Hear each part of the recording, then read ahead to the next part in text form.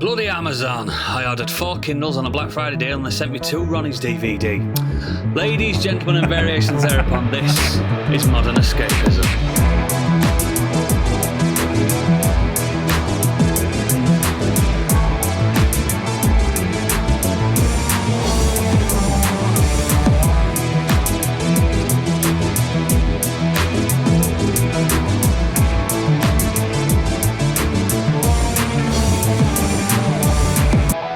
Welcome to the show. My name is Oodles, the little Jew who saved Christmas. Joining me today, all he needs is a bottle of rum and his annual Cliff Richard calendar, is Stig. Hello. He sometimes steps in for Santa Claus due to his striking resemblance to a Greek bishop canonised for his forsaking of science and his love of gold. It's Gadget. Hello. His favourite part of Christmas Day is the lack of stigma for eating a tray of carbs and 6 cans of Old Speckled Hen and being able to nap at 3 p.m. It's Biggie. 6, 7. I don't know what that means. You've never looked older. Right, I'm off. See you later. And finally, every good person needs a feisty little elf to help empty your sack and shine RGB lights to shine in the face of little shitty kids. It's Candy. I'm here to serve. Guys, it's the Christmas season. So it is. Ho, ho, friggity ho. You are the Ho, ho. Christmas time, mistletoe and wine. Who's got the decks up already? You. I have. Yeah, I have. I did it last week. Almost. Oh, yeah. With two creative decks sitting right outside my office door, which means I can't get in and out my office very easily. We don't know it 'cause I always tell unlucky. the kids it's first weekend of December, but because December the 1st was a Monday, I was like, yeah, we'll do it. Made sense. I love it. I love having the decks up. What did everyone get for Black Friday? You get any deals? Some Not really. computer memory. A computer hard drive. Biggie, perking up. Oh. He loves a bit of Semi. memory. Got a semi. Biggie, 2 terabytes. Oh, Slot it right in. Right in you go. Ooh. Keep going. I'm edging. I got 86 pence off the game that I'm going to be talking about tonight. Oh, fantastic. bargain. Fantastic. I You got get an up, email Candy? to say my credit score's gone down by 15 points randomly, so I got trauma. Congratulations. Thank you. I'm now fair. Congratulations. I got every single Christmas gift for kids, which was good. We do Nice. it all every Black Friday, every time. I've yeah, already so done it, done. I think. I bought me Christmas is done. her present during that. Everything done. I got my son the new VR, well, the newish one, the 3S one. 80 quid Glad. off. 80 quid Yeah. off. Have you seen how much the PlayStation is, or was? Nope. 300 Don't quid need for a one of regular them. PS5. Don't need one of them. That's good, that, isn't it? Well, back down to normal prices then. Yeah, yeah. Very good. That's how much I paid for it when I first got one. Very good. And I got a few games and stuff, but yeah. Oh, we all had a good week? Yeah. I've been on the lash all Fucking hell, weekend. don't all Tired. fucking jump at once. Yeah, me too. Oh, I have. I was just processing Booze the and question. booze and food all weekend. Mm, Need Yeah. to detox. mm. I've been Time. walking around with sweaty nerds at MCM Comic Con. It was stanky. Yeah, don't pretend you're not one of them. Oh, I'm one of the best ones. I'm the stankiest. She was husband hunting. Yeah, I was. Do you know what I bought, though? Oodles, you'll like this. Go A on. very, very large canvas of Godzilla. Big into that. Yeah. Big into that. No RGB nonsense, just a good bit of knitwear and the king of monsters. Oh, speaking about RP, I can't even say it, RGBs. No. I saw that. Oh, no. It It's looks fucking beautiful. terrible. No, And it I does, love because it. my camera's shite. Absolute pony. No, love it. That's awful. shine- Problem is, You where I shine that sit, I RGB completely bright, block Biggie. it. Look. You just look like kind of you got a halo. I was going to say, I just thought your head was glowing. More than usual. I died this week, or nearly died. That's a bit That was dramatic, my really, wasn't week. it? Bit dramatic. Bit He doesn't dramatic. do anything that's not dramatic. You got confused with Good Friday. Yeah, I suppose I did.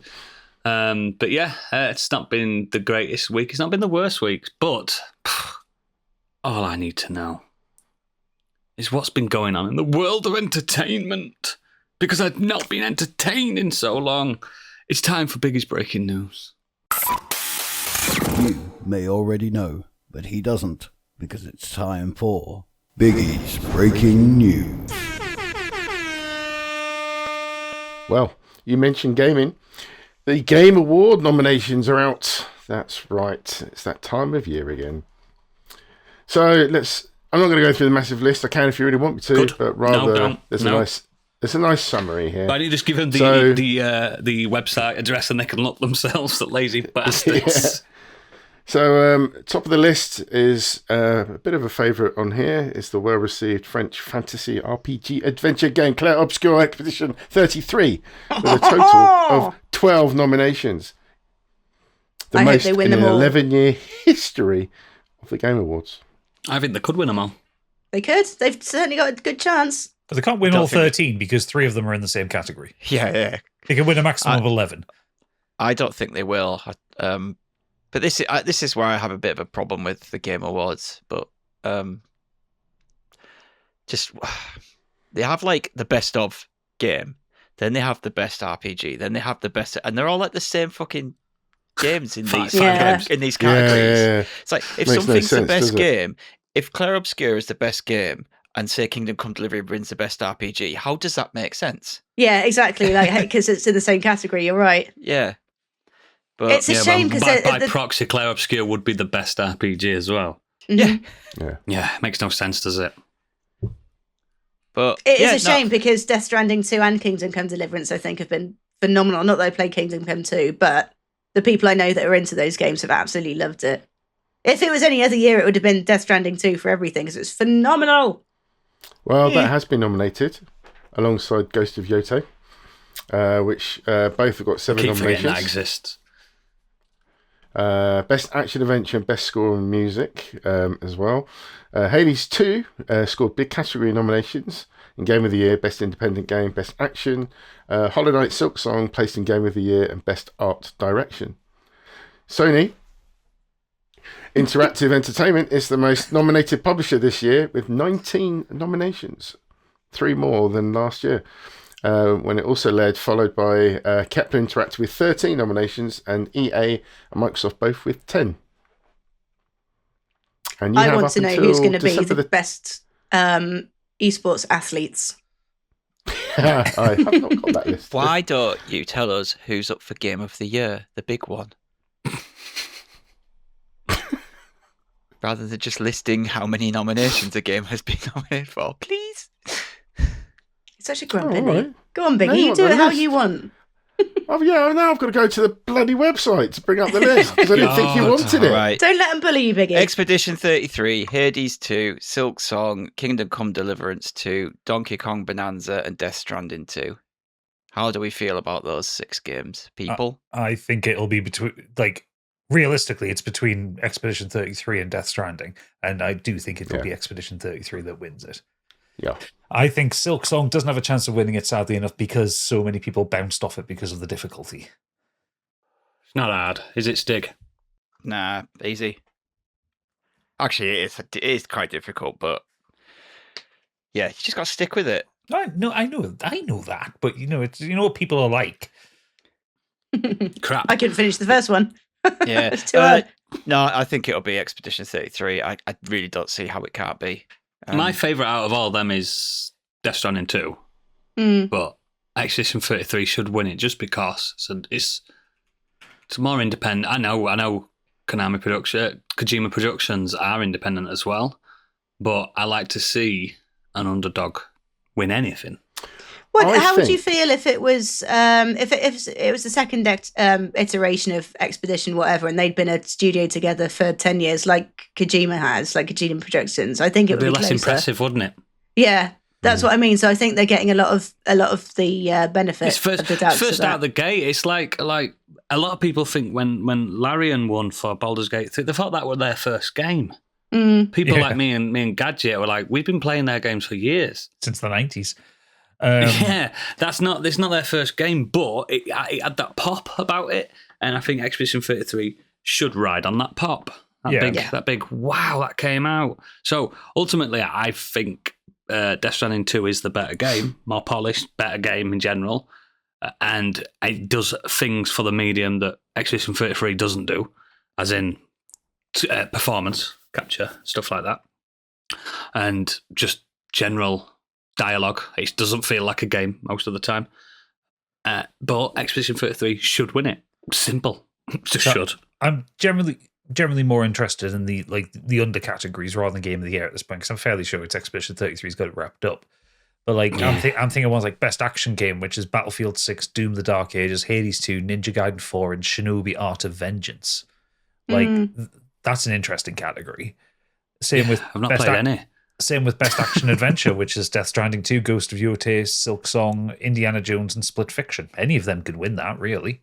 As long as Indiana Jones don't win, because that game's terrible. It's not terrible. You're fucking wrong. Shit. Go fucking deliver some pizza across a bar in Australia, you fucking Kojima bumming prick. Ain't a nerve there, sweetheart. Go on, Karen. Yeah, because you're always giving it shit. But it's not shit. It's not shit.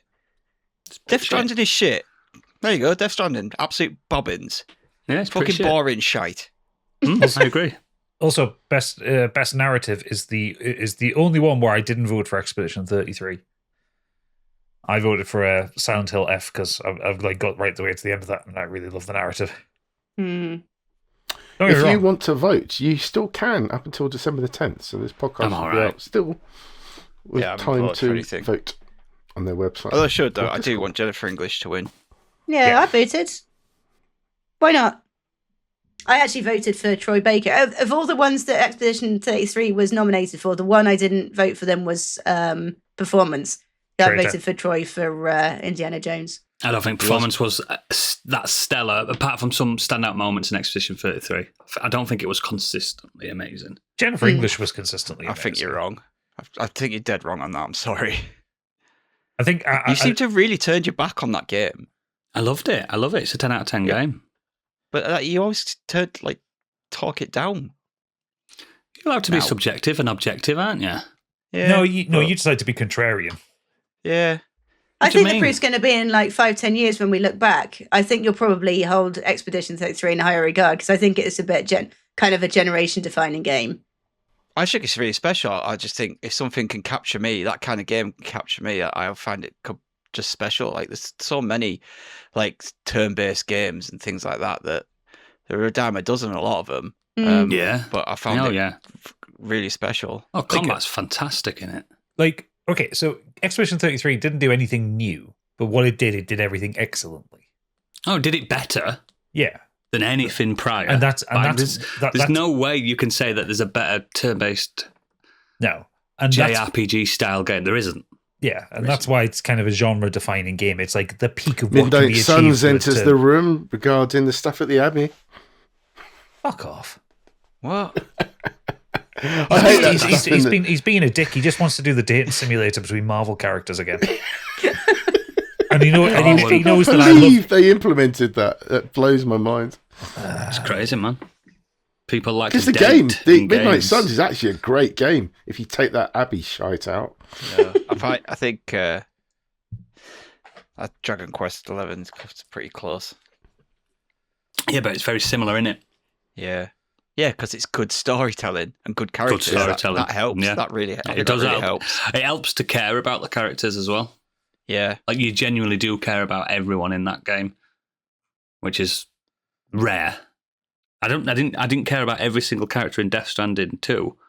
I don't know. I think Death Stranding 2's lasted with me longer. I'm only joking. I've never played it. I just don't like the look or anything. No, it's just. No, I get it. It's not a game for everyone. I didn't end up finishing it. It looks phenomenal. It does look phenomenal. And the soundtrack's good. It just lasted. It's lasted in my brain longer. You know what I mean? That's all it is. There's a lasting appeal award. Maybe that's just it. Maybe Yeah. it's just so much of Expedition 33's fallen out of your head that you're looking on it less favorably now. No, maybe I'm just traumatized by it. Fucking very. That's the thing. It's not fun because it's sad. Mm. Really fucking sad. That's why it's the most French game in the world. But then so's Death Stranding. Death Stranding is really sad as well. It's really sad. Where's all our happy I games? spent so long in Death Stranding 2 building all the roads, and I didn't get an achievement pop. I'm like, oh, what's going on? And I'm like 57 hours into the game, and then I find a whole new fucking set of roads that need 10,000 of everything to build. I'm like, nah, fuck it! And I sold my PlayStation. I do think I'm going to say I've played a little bit of it, and just from other people's reactions, I know some people love it, but I do think Donkey Kong Bonanza it's the pity Nintendo vote there. It should have been Arc Raiders, in my opinion. Do you know with Donkey Kong Bonanza, right? I bought that over As a far as month. it wasn't Mario Kart. I played World? Donkey Kong Bonanza for about, 5-6 hours, and I sold it. Didn't like it. Just didn't like it. Did no lasting impression on me whatsoever. I didn't like it. Yeah, Lots I of don't people know do much though, about it, don't do they? you? So I've heard people talk about It's it. not And like I really Mario like Odyssey. it. I think a lot of Mario people Odyssey do blew love me it. away. Yeah, I think a lot of people do love it, but I don't think I don't know. I just get the impression from like other people that it's fine. No one's screaming about it still. Like I was talking Yeah, about Mario, yeah, Mario exactly. Odyssey for 5 years. I It's just not like see you've gone and got Nintendo one, is it, games. Stick? Yeah, they could have done something really funny and gone with the re-release of Zelda. There we go. They're the two highest Metacritic scoring games of the year. Yeah, both games that won 6 years ago or whatever. Yeah. Wild, Anyway, literally. Next. So, moving on. Krafton CEO admits he did consult ChatGPT about the Subnautica 2 situation. So, if you remember this is a court case that has been going on for a little while, where the Sub 2 developers were basically going to have a $250 million bonus to the developers, but it was cancelled or they got sacked, didn't they? Yeah, Remember right? they got sacked, and I think the game was taken off them. Jesus. And there's some dodgy stuff going on behind the scenes. But yeah, it now turns out that the CEO admitted, he said, I started discussing this matter with various teams within the company to figure out what we could do about that situation. In a testimony, the CEO said he chatted to various teams within the company about this and searched on ChatGPT to get faster answers to figure out what kind of rights we have, adding that he used it just like Google search. Lawyers for the former Unknown Worlds lead subsequently brought up a message Chang Han had sent to Krafton head of corporate development Maria Park in June, in which he wrote, "Now ChatGPT is starting to answer that it's difficult to cancel the earnout. If so, this is a contract under which we can only be dragged around." And then basically asked why he had deleted it. He was worried about the information being used. Shocking. But That court case is not going in his favour. not at all. Not Also- at all. Also, he's the CEO for a publisher that has a legal department. Ask the lawyers that you pay. Do not ask fucking ChatGPT. The lawyers will It's tell just you, awful. no, we can't back out of this payment. Then you have to work out what you want to do. Yeah, Fucking dickhead. very sad. Next. Speaking of Nintendo earlier, Nintendo are going to acquire Bandai Namco Studios Singapore, and it will be renamed Nintendo Studios Singapore. What has Bandai Namco Studios Singapore made? That Hiragami, if you remember that from the showcase recently, I think you guys were talking about it. It's that weird sort of origami style platformer Oh, yeah. open world thing that everyone's interested in. Yeah. Fair enough. It's like Nintendo starting to do what Yeah. everybody else is and start snapping up studios. It has not sold well. It came out in September. It only has 20 reviews on Steam that are mixed. Splatoon. So, is that right? Game titles by Bandai Namco. Singapore. I did put Bandai Namco Singapore in. Ace Combat 7, Soul Calibur 6, Splatoon 3. That's what comes up here. Maybe they were a consulting studio then. Maybe Yeah, they probably helped helped out on them. Yeah, so maybe it's not as big as I thought it was going to be. But still, it's unusual to hear about Nintendo snapping up studios, isn't it? Yeah, they've got Tekken here.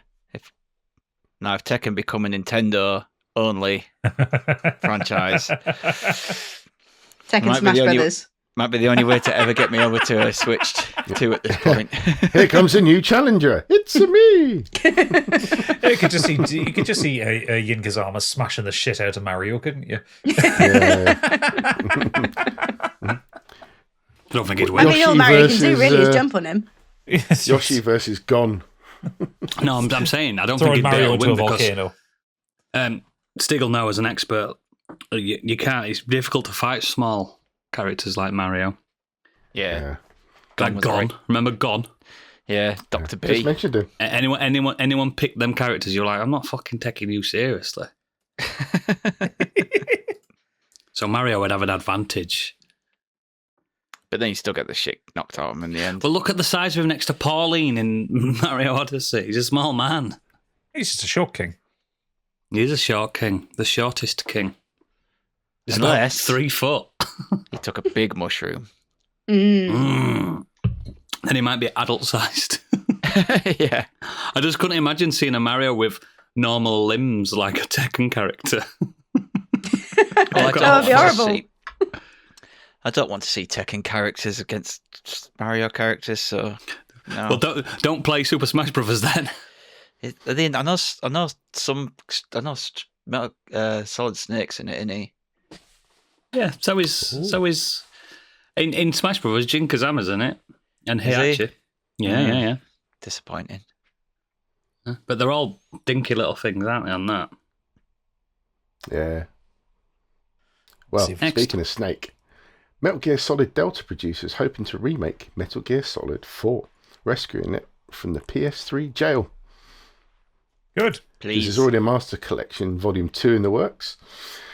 So, apparently in an interview, producer Noriaki Akamura showed interest in revisiting the PS3 exclusive. Asked about what's next for the team, he says they're still in the stage of figuring out what the next project is. We might work on another remake, or we might try something creatively entirely new. The Metal Gear series is basically a piece of video game history. It spans everything from pixel art to film-like presentations. The ideal approach to remaking or representing each title is different. So we don't intend to apply the exact methodology, which I probably said was right the first time, we use for Metal Gear Solid Delta to every game. We want to consider the best approach for each one individually. You know why? I've read Kojima's book. You know why everyone thinks that Metal Gear Solid 4's stuck on PS3 because it's hard to recreate and stuff like that. Do you know the reason why it's not been brought anywhere else? And Gadget will know because he's played it. And Stig, that game's 95% trademark, and like it's got loads of real stuff in it. It's got iPods. It's got Red Bull. It's got the whole thing is just copyright Mageddon. Yeah, but like every single thing. Yeah, you can patch them out, though. Yeah, that's just assets you can take out. There literally is not a point where Snake's like, I'm going to listen to this on my iPod. You know, it's like there is. It's not. I've played it, you fucker. It's not. I know it's in there. The iPod is branded in the menu. No. Him and I can say, if you play this on your iPod, your Apple iPod, also you can listen to the Metal Gear podcast. Incidentally, I'm breaking the flow of this because I just need to ask Oodles, what the fuck are you doing? Why are you shaking a bottle of brown? It's medicine. Okay, are you muting your microphone when you do that? Because I do not want to have to edit out. Did you hear it? Did you hear it? Well, that's what I'm just making sure of. Sometimes Discord doesn't pick these things up. I thought you were doing a shake weight. It's medicine. And by that, it means booze. It looks like moonshine. Your theory. He went on to say he's personally hoping for a remake of Metal Gear Solid 4. The hardware of that era required some extremely unique design choices to get good 3D performance with the tech available. And Metal Gear Solid 4 ended up with some pretty unusual code because of that. Bringing it over now would be a real challenge, I think. I mean, I hope they do, because shockingly enough, even though it's only got about 10 minutes of actual gameplay, Metal Gear Solid 4 is really good. I liked it. I know, it's a good story. Candy can't play it because it's diametrically opposed to Fallout, because the opening line of dialogue is "War has changed." Oh yeah, no, that's me out. That's literally the first sentence it says, yeah. Yeah. Not on my watch. I think it's a good game. It's more akin to like Metal Gear 2, where it's a lot of watching cutscenes, but they're not bad cutscenes. Also, I just love that. Yeah. I love that last boss fight of old Snake and old Ocelot fucking meat slapping each other. He gives him a kiss. It's the He fucking literally gayest gives shit him a ever. kiss. And then that long drawn out crawl down to the core at the end when your suits explode and everything. Oh, it's a fucking It's cool. It's a wild, cool game. weird game. It is a weird game, but in a interesting way.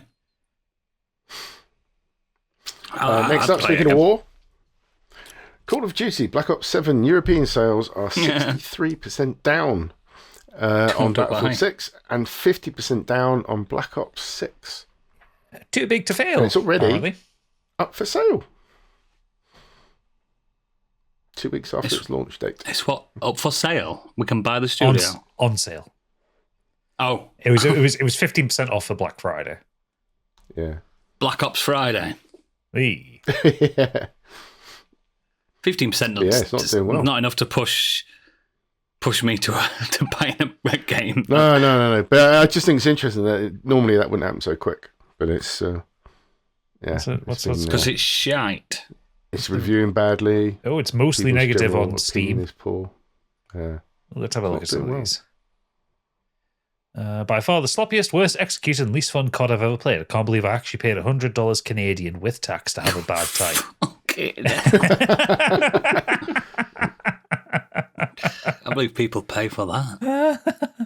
Well, there's I watched a video YouTuber that I like, Bricky. He did like a really powerful deep dive on how bad it actually was, and he managed to get a refund on the game from Steam despite having played about 6 hours of it, because of the amount of AI bullshit in it. And like that's what people have been doing. They're just been flat out refunding it at this point. Yeah, I mean, if the game's not telling us, surely you're well within your rights. So it has a note on the Steam page. I don't know about the other stores, but it has a note on the Steam page saying that generative AI was used in the making of this game. Well, that tag doesn't tell you is that like character animations are Gen AI. Like a lot of dialogue is Gen AI. Like there is so much That weird boss, the Studio Ghibli player character card things, and like it's more than just they used a bit of ChatGPT to help them with the code. You know, Remember, there's a lot of it is when, AI.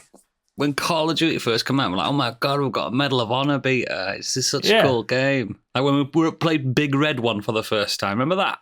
Oh yeah, It's fucking good shit, man. when you did Look at it now. when you did D-Day in the very first one, you went up the beaches. Yeah, man. It's fucking grand. God. They were great. God. Or the African front in Call of Duty 3, was it? Yeah, 3 was the African one. Oh, that first Modern Warfare, that fucking what a moment that was. Oh, that changed everything, that. What a moment. Even I were playing online on that. Well, it's not even the online stuff. I mean that mission in storytelling. Chernobyl. The mission in Chernobyl is just, they've never beat it gillied since. up. Yeah, fucking loved that one. God, unreal. That game was unreal. And the two after it were unreal. And the remaster versions just made me want to go and play it again. So good, man. What fall from They need to really pull it out of the bag next year. They need to not do one next year. They need to like have a fucking break. Like I was literally about to say that. Yeah, they need to step up. Can they afford to though? It's a multi-billion-dollar company. They fucking better be able to. But I said this last time. Battlefield released a shit one with 2042 or whatever it was called, 2140 or whatever that last one was. No, you're right. 2042. And then they took 4 years and made a good one. They didn't just think, we'll just throw out an expansion pass or we'll do another one in a couple of years. No, they just fucking took the time to build a new one. And it's good. They gave the fans what they wanted. Call of Duty needs to have... They have 5 studios in total working on this franchise. They can take a year off and release a good one. Maybe that's part of the problem. 5 studios working on one game, all doing different where's the components. vision? No wonder it falls apart. Well, the vision's in the boardroom, you see, and the boardroom vision is line go up. Yeah. That seems to be the problem with most studios, isn't it? The bigger they get, the worse the games get. The lines need to go up. Pay Fuck out the less, lines. make more money. You Oh, can't the fucking you can't line. fuck the lines. The line is life. The line is love. Worship at the line, Candy. Get in the boardroom now. I refuse. We'll This is what corporatize she's you and called. everything. She doesn't come to Modern Escapism boardroom meetings anymore. She's frightened of the line. Exactly. Because fuck the line. She I guess Team Cherry will she knows she has to wear be in a good chinos. position again. Because I guess Silk Song's sold well enough, hasn't it? I think it. Oh yeah, Yeah, like people 5-6 enjoying it a million lot, copies, easy. Yeah. So they can do the same thing again. They can step away and do whatever they want now. Yeah, that's also a Yeah, but- 3-person studio. That's, yeah, they don't need to rush. I They know can where have that a year studio's off. going and where that franchise is going. Yeah. It's wild, man. It's wild. Anyway, it's it is Once you interesting, though. complete it, you know where it's going. Yeah, you definitely know where it's going. Next. Well, over to the world of film and TV and talk about franchise, even though it's only 2 films, but it's now about to become 1.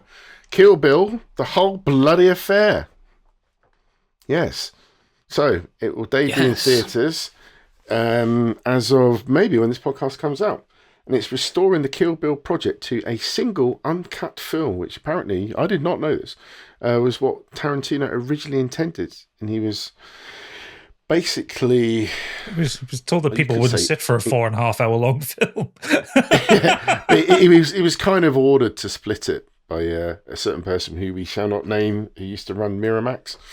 But Harvey Blank. Yeah, he was encouraged. Miramax. Yeah. he was encouraged to separate the film into 2, so you had to recut, redo things and all sorts of bits and bobs. So apparently this now adds 7.5 minutes of never before seen animated footage, but he also has recut and edited the film around so how he wanted to present this as an original 4.5 Yeah, hour in different orders of deaths and stuff, yeah. film. Yeah. I Wasn't was it going to released go at the watch cinema? it. Wasn't it released when Kill Bill 2 came out? Didn't they do double showings? Because what Yes. were all those spoof trailers that they did in the middle? And then Yes. one became Machete. Yeah, No, that Was was that- Grindhouse. That was Oh, Grindhouse. okay. Death Proof as well, was that one? Yeah. Grindhouse. But that And wasn't Planet Terror. that was before Kill Bill 2. When you went to see Kill Bill 2, it was that it showed you the machete. Yeah. But I was Yeah. a massive fan of Kill Bill. But when the sequel came out, it just didn't hit the heights of the No first one bollocks, for me. load of shite. Kill Bill 2's amazing as well. No, that's my opinion. I need to don't know. rewatch them because I just don't. I'm not massively into that style of cinema, like that genre that he was going for with those films. But that was when I was younger, so I reckon maybe now I'm older, I might He has appreciate not it a bit more. made a bad film. And well, he has because he made Death Proof. No, it's Um, good. I like Death Proof. Death Proof I don't- shit. It's Nah. literally the same thing. It does one thing, and then the film does the exact same thing, like in the But second half of better. the film. It's fucking terrible. But better. It's not better. There's nothing good about Longer. it. He literally did the same And on film top of- twice. Anyway, I was going to go watch it on Friday, but it's my work's Christmas due, and I've already paid for it, unfortunately. You have Otherwise, to I pay might for your works Christmas do. a minibus there, and yeah, I work for the council, mate. Imagine if they Oh, found yeah, out that's that- true. Oh yeah, we're funding That'd be on the thousands of news the people's next Christmas day. parties. Yeah, that'd go down That's well, true. wouldn't it? That makes sense. I forgot that you did. Yeah, I forgot that. I'm glad But you're also- funding it yourselves.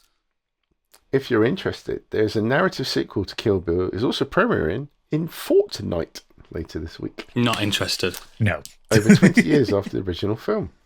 Oh yeah, I'm sure it's going to be as fucking disgusting and gory and sweary as the originals on Fortnite. Well, there you go. I had to watch a fucking thing on Fortnite over there because my son was so excited, and it just basically copied the Avengers. Yeah. It did I saw like that. a Portals thing, and everything came out, and fucking Scooby-Doo turns up, and the bride turns up from Kill Bill, and they have to fight this fucking kaiju, and King Kong gets thrown into the sky, and it's so weird. I would have watched that now. It's quite fun though. For like if you're into So you it. can't argue with it. Yeah, yeah. I watched it do it. It was about 15 minutes long, this event thing. He said, "Come and watch this, you're gonna love it." And he were weird. It was weird. It sounds weird, to be fair. It sounds like it was like the end of Ready Player One. It was a bit like that. Although now I want to see the Avengers Endgame with Scooby-Doo appearing out of the portals next to Captain America. Just watch On Fortnite. your left! On your left. But he's an anthropomorphic Scooby-Doo that walks on his hind legs and has a gun. Remember when Fortnite was a tower defense game about battling zombies? I know.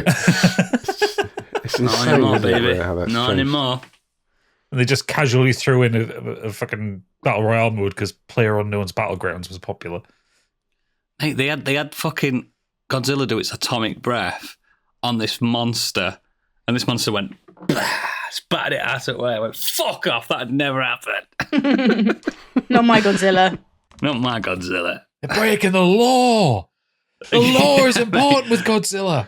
At this Nothing point, can he just- shouted at his son and said, "This is bullshit. Sit down here and put his Godzilla DVD on. Sit and watch this." There's 50 movies over 60 years. You're going to watch them all.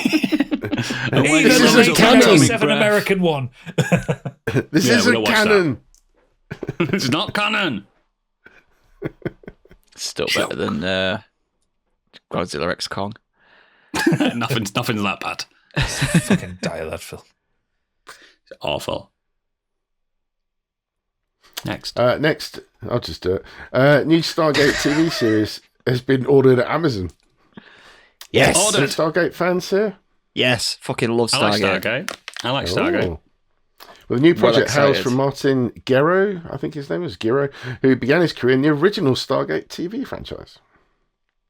Well, you want someone from the original franchise. He was Yep. a story editor on Stargate Atlantis. I Spent 5 years at the remember. franchise. I like the film a lot, and I like the lore of Stargate. And I've watched quite a fair bit of the show, but I've never like absorbed it that much. Watched it And all. I remember thinking, this is good budget sci-fi, and they were really clever with the budget. Like they didn't make it look. It wasn't Doctor Who levels of cheapness. You know what I mean? Well, Still No, there had- were some really fucking he cheap episodes says- of Stargate. yeah, they were. Yeah, like stuck in one room. But he says Having he an spent argument. 5 years at the franchise working across all 3 series. Stargate taught me everything about making television. It's written into my DNA. I'm beyond thrilled that Amazon MGM Studios has entrusted me with guiding this incredible franchise into its next phase. For those who have kept the gate active through conventions, rewatches, and unwavering faith, this one's for you. And for those that are new to our world, I promise you, you're in for something extraordinary. I do genuinely think that film is very Indeed. underrated. It's good. I liked it. Yeah, it's great. Good Is film. it Roland soundtrack as Emmerich? well. Is it Roland Emmerich? I think it's his. Yes, I think might so, be, yeah. Actually, yeah. It's got to be he was his, a producer. I think he's it's got to be his producing. best film. Well, it's before he started just doing films where he broke the world. Blowing things up.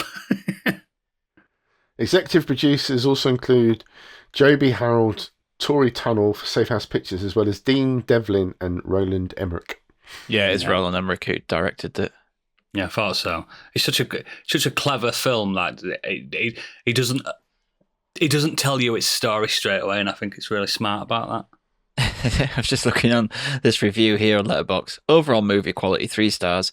James Spader's fuckability 5+ stars. Oh yeah, it looks great. He's got a great look. Curtains, glasses. You know what I mean? It's a great look. And he got Kurt Russell. Yeah. I actually think what's his name who took over the character for SG1 was great as well. Yeah, I do. I think they did a good job. What, I MacGyver? forgot you. Kurt Russell Yeah. had a perfect crew Jeffrey- cut. from Jeffrey what I Dean remember, Anderson? and- That's it. Yeah. Yeah, I think he did a good job. Yeah, bring it on. Yeah, more Stargate. It's not a bad thing. It's not going to be a reboot as well, I've heard. It's going to be like in that universe, so it's not just going to be like, oh, we're rebooting. So they can both these reference back characters. to. I just wish That's we could have got a proper ending for Stargate Universe. I really liked that show, and they cancelled after 2 seasons. I saw a bit of it. I didn't see a lot of it. I thought it was really I think good. that's maybe where it's like just Stargate have gone on for so long that people's interest have maybe waned a What bit. more can you do? So now you give it a gap, you come back, and then that gives it a bit of Fresh ideas. Yeah, exactly. Cool. Next. hope you're ready for this one. So if you're happy about Stargate, you'll be over the moon about Rush Hour 4 is officially in the works at Paramount after Nobody Donald asked Trump for this. intervention. And yes, not only that, it's the directorial return of disgraced director Brett Ratner. Yay! Oh, for God's sakes. So Ratner made his directorial return earlier this year with a $40 million Melania Trump documentary. So no wonder Trump is back in this. Bloody hell. Make Rush Hour great again. Is this all Chris Tucker will get out of bed for? A load of cash to do Rush Hour films every decade? What a waste I of can't talent. imagine No, Jackie Chris Chan Tucker is was probably good in gonna the flipping around. Nike film, in the Jordan film.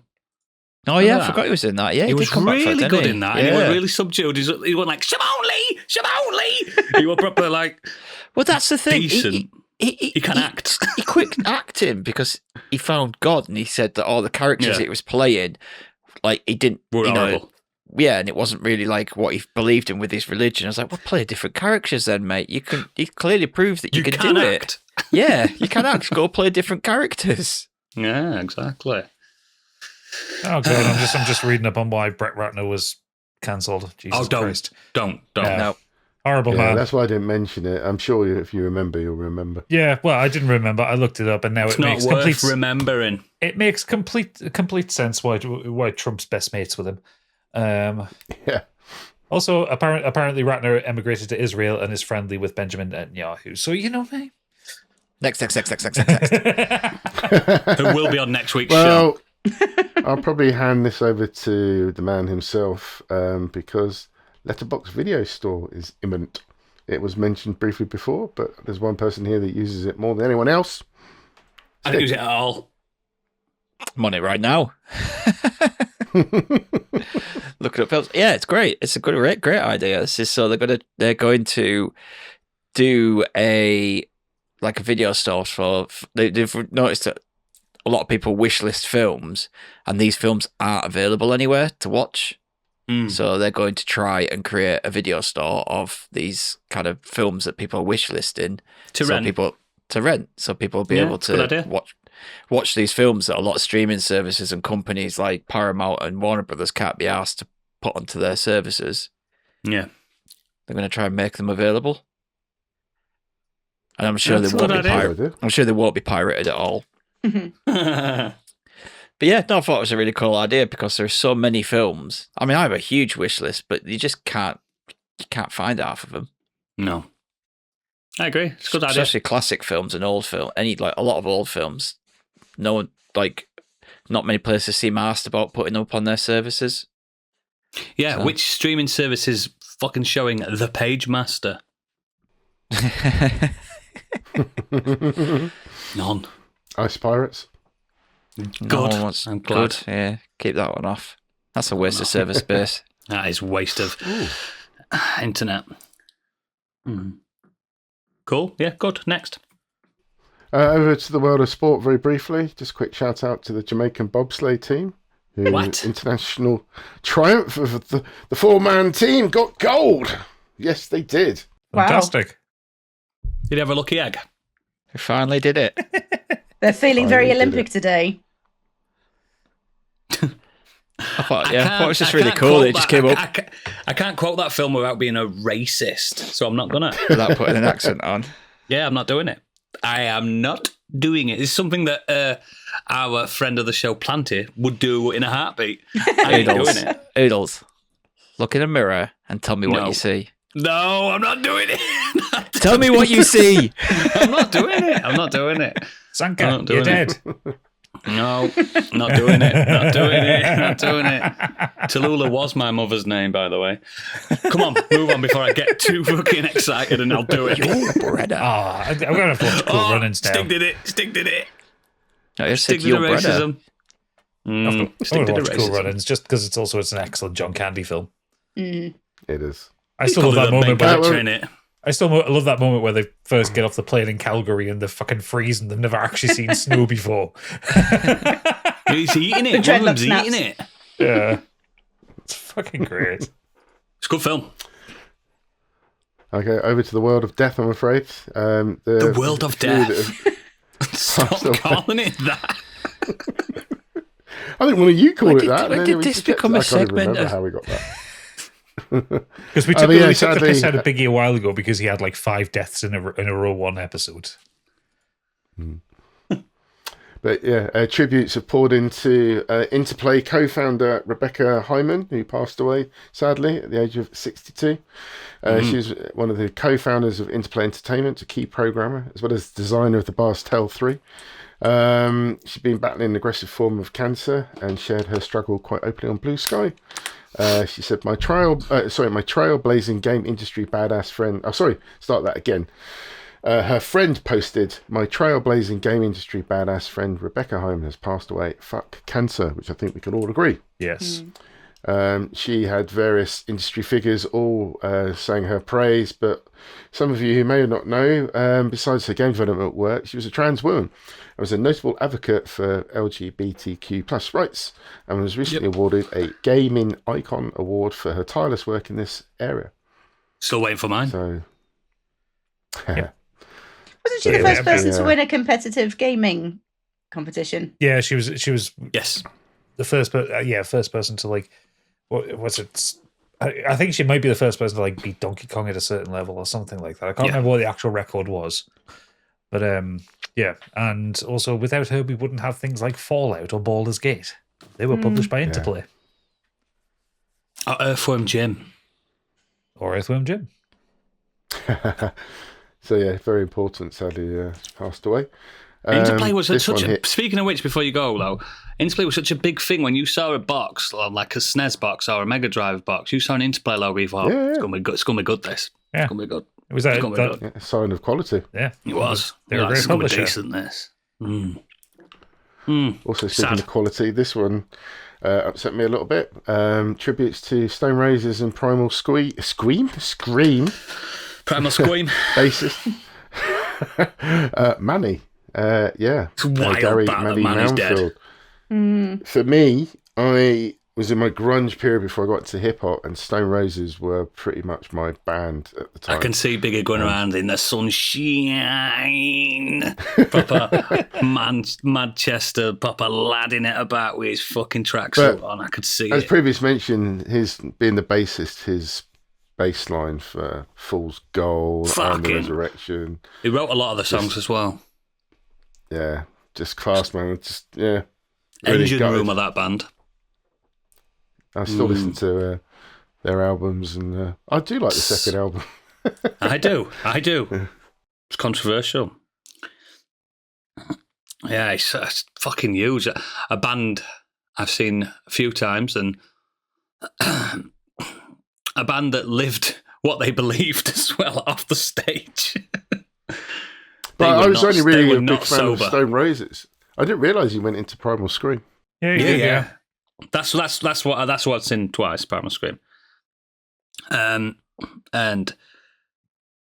Bobby Gillespie, he wrote something lovely about him. Is like something along the lines of like, it weren't a party until he turned up, and you can just imagine. You know what? Sometimes when you go to these parties and stuff, and you think, "Oh, I'm just waiting for that one," but you never admit it to yourselves. Just waiting for that one person to turn up, and then the show will be like, "Fucking, let's go, let's go." And it's a fucking sad loss, man. Really sad loss for Britain. And then we also had actor Udo Kier, I hope that's how you pronounce his name, who passed away at the age of 81. Yeah, from one of the best films ever made, Blade. That's when I first saw him. Dragonetti. His career spanned Dragonetti. 7 decades. 7 decades. He's one of those people who you'll see, he'll just pop up in a random film and you'll know his face Yep. Yeah. and he'll just be in that film it might be in it for a minute or But he a makes an full part impact. in it. Yeah. Like he's just randomly in. He has the eyes that always Armageddon. look like he's crying. Mm. And he was in a Korn music video. And I mistook him for somebody Command else and that Conquer. died recently. He was And in Command and Conquer as well. Yeah, he was Yuri in Command and Conquer. Yeah, he was. Yeah, remember that. Good guy, good actor, good character actor. He was also Strange looking. He's also working with Kojima on OD. Yeah, he Oh. was. Yeah. Yeah. They talked about working, but then they didn't get a chance to shoot anything. Yeah. Oh. I wonder if Yeah. they can still One use of the his good ones. likeness. Yeah, I wouldn't. It's a bit too soon. Hmm. Yeah, but He's one of the I good mean, ones. he was, but he was in a lot of schlock. Yeah. Yeah, but he didn't give a One of fuck, those did it? ones- Yeah, but I think he said something along the lines of like, even if I'm gonna be in it, like he was basically saying, even if I'm in a shit film or a small part, I'm gonna make sure that I'm the Couldn't- best thing in it. Yeah, he's been in Uwe Boll films, and he's like, he's best thing in this. Yeah. That's what all actors should do. Then every film would be fucking brilliant. No, sometimes even if you're the best actor in the world, if it's a bad film, it's a bad film. Oh, you know what I mean, though. They all made the effort. Some do phone it in. Yeah, man. Sad. Any more deaths? No, thank God. But well, there's a little one. Over to the Weird World Web. We have a son that put on his dead mother's lipstick and jewellery to collect pension with her body mummified at home. What? It's Psycho. That is literally Yeah. psycho. What's his name? Mr. Bates? Fuck me, if his name was He blew if his his name cover. was Norman or Bates or anything, that John would be- Bates. yeah, that would have been incredible. John He Psycho. blew his cover over his elaborate pension fraud when he was dressed up as his mother to renew her ID, leading police to find the mummified remains in the basement. What the fuck? He'd been successfully collecting his mother's pension every month for 3 years. Why do you after have her to? death. Do you have to walk up somewhere and get a pension? Does it not just go into your bank? Well, Well, he'd earned nearly £50,000 for that for each year, and he kept a body in the cellar of the home in Italy. And then he was forced to put on his mother's clothes when her identity card expired. And then he showed up at the commune's registry office wearing the woman's dress, wig, lipstick, and jewellery to try and fool the civil servants. Turning They up, immediately became "Buongiorno, suspicious. I am Mamma Mia. But, there's a mention here. It says he entered the municipal offices at a slow pace. He was wearing a suit with a long skirt. He had lipstick on his lips, nail polish on his hands, jewelry on his neck and hands, old-style earrings, dark brown hair. But that neck, on close inspection, was a little too big, and the wrinkles were also strange. The skin of the hands did not look like one of an 85-year-old woman. And the voice, feminine, yes, but every now and then he missed some male notes. Jesus Christ. there's an earlier quote from that which just it made me giggle when I first read it. The employee shared her deaths with us, and the local police who were conducting their own investigation got to work. Isolated the images from the surveillance cameras and saw the woman had arrived by car. Alarm! The lady doesn't have a driver's license. Jesus Christ. But the best one, final one. Man who claimed bulge was all him faces prison after parakeets found in his pants. The man insisted Are that you the getting these suspicious bulge in his headlines off like the pants- Daily Sport? No, National Metro. Enquirer. The Onion. The man insisted that his suspicious bulge in his pants was simply the handiwork of God. Jesse Angus Martinez, 35, was stopped at the Mexico-US border by Customs and Border Protection agents on What's October that? the 23rd and asked what the hard-to-miss bulge in his groin area of his trousers was. And why He is it confidently moving? claimed, and somewhat It boasted likes you. that it was just his penis and all him. But upon further inspection, it was found it wasn't just his manhood in his pants. There were two rare orange-fronted parakeets in small brown bags too. They're apparently unconscious and heavily sedated. Jesus Christ. At least they weren't talking, I guess. Oh, there's someone in my balls. My balls are He wasn't wearing whistling. budgie smugglers then, was he? No, and that's why he wanted to do that. That's why he wanted to do that, listeners. Just for that. And he can Just face a maximum of 20 years behind bars. Well, yeah, it's trafficking an endangered species. It's lying at customs, not declaring. And it's probably animal cruelty as well. Hmm. There's quite a few things you can get that man on. Plus, that country doesn't like people coming into that country anymore. No. Certainly not people with like Mexican names No. or skin colours. And parakeets in the pants. They're eating the parakeets. Yeah, he gave all of us with big knobs a bad name. I know. Needles. Be an Now we have to interesting declare Narcos it every time we sequel. walk in. I know, it's fucking hell. It's going to be right. Miles harder to get through customs. It'll be freezing. Pun Is intended. that it? Is that the news? That's it, mate. Oh, what a firecracker. Let's move on to what we've been up to these past few weeks, and we're going to start with Gajit. Gajit. I have wares if you have coin. Yes. So I've had a slightly weird couple of weeks because for some reason I've ended up watching I'm a Celebrity with Pip, and I don't know why. I don't like any of them apart Watching from Jack what? Osborne. I'm a Celebrity, get me out of here.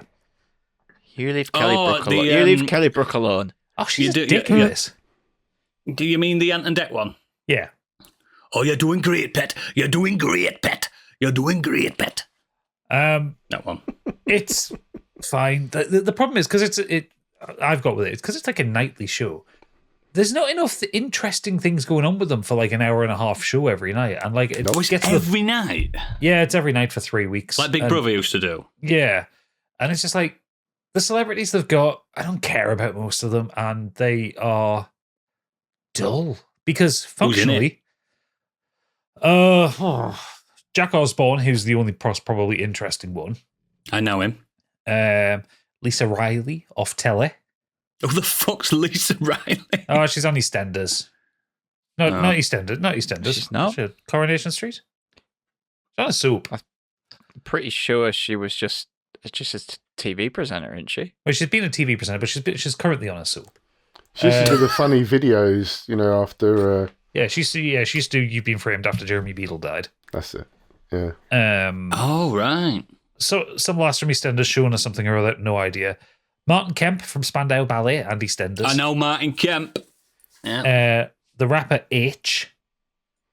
H. A Never heard of that. A Twitch streamer called Angry Ginge. Never heard of that. Ruby I know Wax. Angry Ginge. Angry Ginge. You'll know He's Ruby football. Wax. Is He's he a in? football guy. I know Ruby Wax is from the 90s. Kelly Brook. I know Kelly Brooker is from the 90s. Yeah, and another few people that I don't really know. Anyway, they're just functionally normal people, and they're really boring to watch. Right. Has it ever been a good show, this? Have you ever had like Arnold Schwarzenegger in or anyone like that? No, it's never been at that level. It's always been kind of middling British celebrities. I would John disagree Lydon was in it slightly. once. The original, John Lydon. the original British lineups butter. were actually people that you would kind of know, and it was a bit more interesting when it originally first aired. I will say that, but after X amount of seasons, it was just like I can't watch this shit anymore. It's getting worse. Also, the problem is as well, they're all getting along, so they're not fighting. You want to see people fight. That's what the best thing about Big Brother was. Yeah, you want to see a little bit of conflict, but no, they're all fucking best mates. Oh. But it's boring. So I'll be glad when that. Thanks for bringing it up, then. Yeah. Thanks for that review. Well, no, the reason why I'm bringing it up is just because my actual review thing is going to be quite short because there's not a lot to talk about with it, but I am actually really enjoying it. So I picked up a game on Steam for really cheap, and Oodles, you should absolutely not buy this. You shouldn't buy this because it's called Slots and Daggers, and it's been linked. It's been called the combination of Balatro and Slay the Spire. It is essentially a hang on.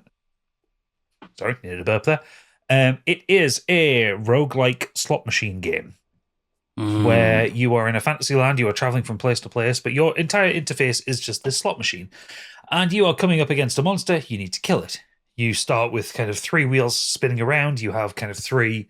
You start off with 3 abilities, so there's shield, dagger, and earn coins. And as you go, you attack the creature in front of you, the creature attacks you, turn-based thing, you're earning coins, sometimes you'll get your shield, that puts the shield up, and so on and so forth. And the whole thing is you build your run by adding more abilities, getting more powerful, and beating stronger and stronger creatures and bosses. It's a very simple concept. It's fucking addictive. I was hungover to fuck on Saturday, and I still managed to play 2 hours of this without even blinking on my Steam Deck. Slots and Daggers. Slots and Daggers. And it is so cheap. It's full price on Steam right now, and it's £6.69. That's how cheap it is. It's I also like how it looks. Yeah, it's got a really cool soundtrack, and a little bit like Balatro, you're kind of breaking the game as you go. So like because everything's done with the slot machine, as you go, you earn it's Mac chips. available as well. It's on Mac. Yeah, you earn coins in the game to like upgrade your abilities, or buy new abilities. But after each round, you also earn chips and use the chips to put in different functions into the slot machine, where you can have like a second life, or you do more damage, or you resist more damage, that kind of thing. So it's kind of that way. It's probably more of a roguelite because you're always getting stronger the more you play it. And there is stuff that you carry over and you unlock different weapons or different abilities. There are also some weapons and abilities that have skill checks to it. So, like, your dagger will just hit. But your sword, you get like a little bar that you go up and you have to tap A or X to hit at the right time. You can get a critical hit and do 4 times the damage. And then I don't like that it says it takes 3 to 5 hours to 100% it, though. It's not a huge game, but it's also £6.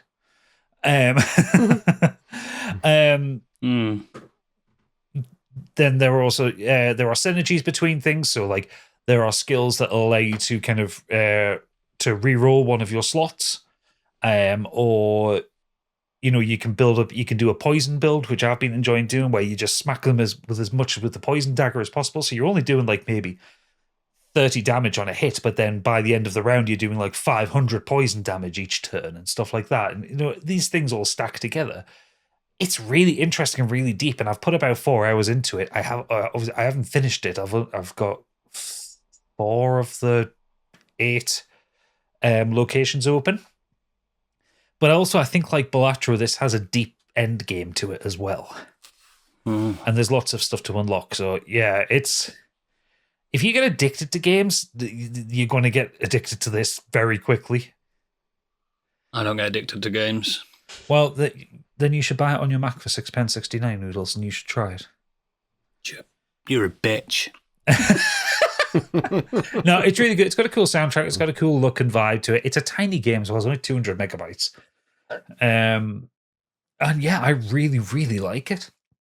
And I think it's a nice palate cleanser because I've been playing kind of a lot of really heavy and intense games recently. It's just a nice kind of little idle thing to play in the background, a little bit like how I would play Slay the Spire, or Balatro for that matter. I wish you don't speak sometimes. Sometimes you should never speak. I don't need this. You fucking foisted Balatro onto me. I'm fucking paying it back.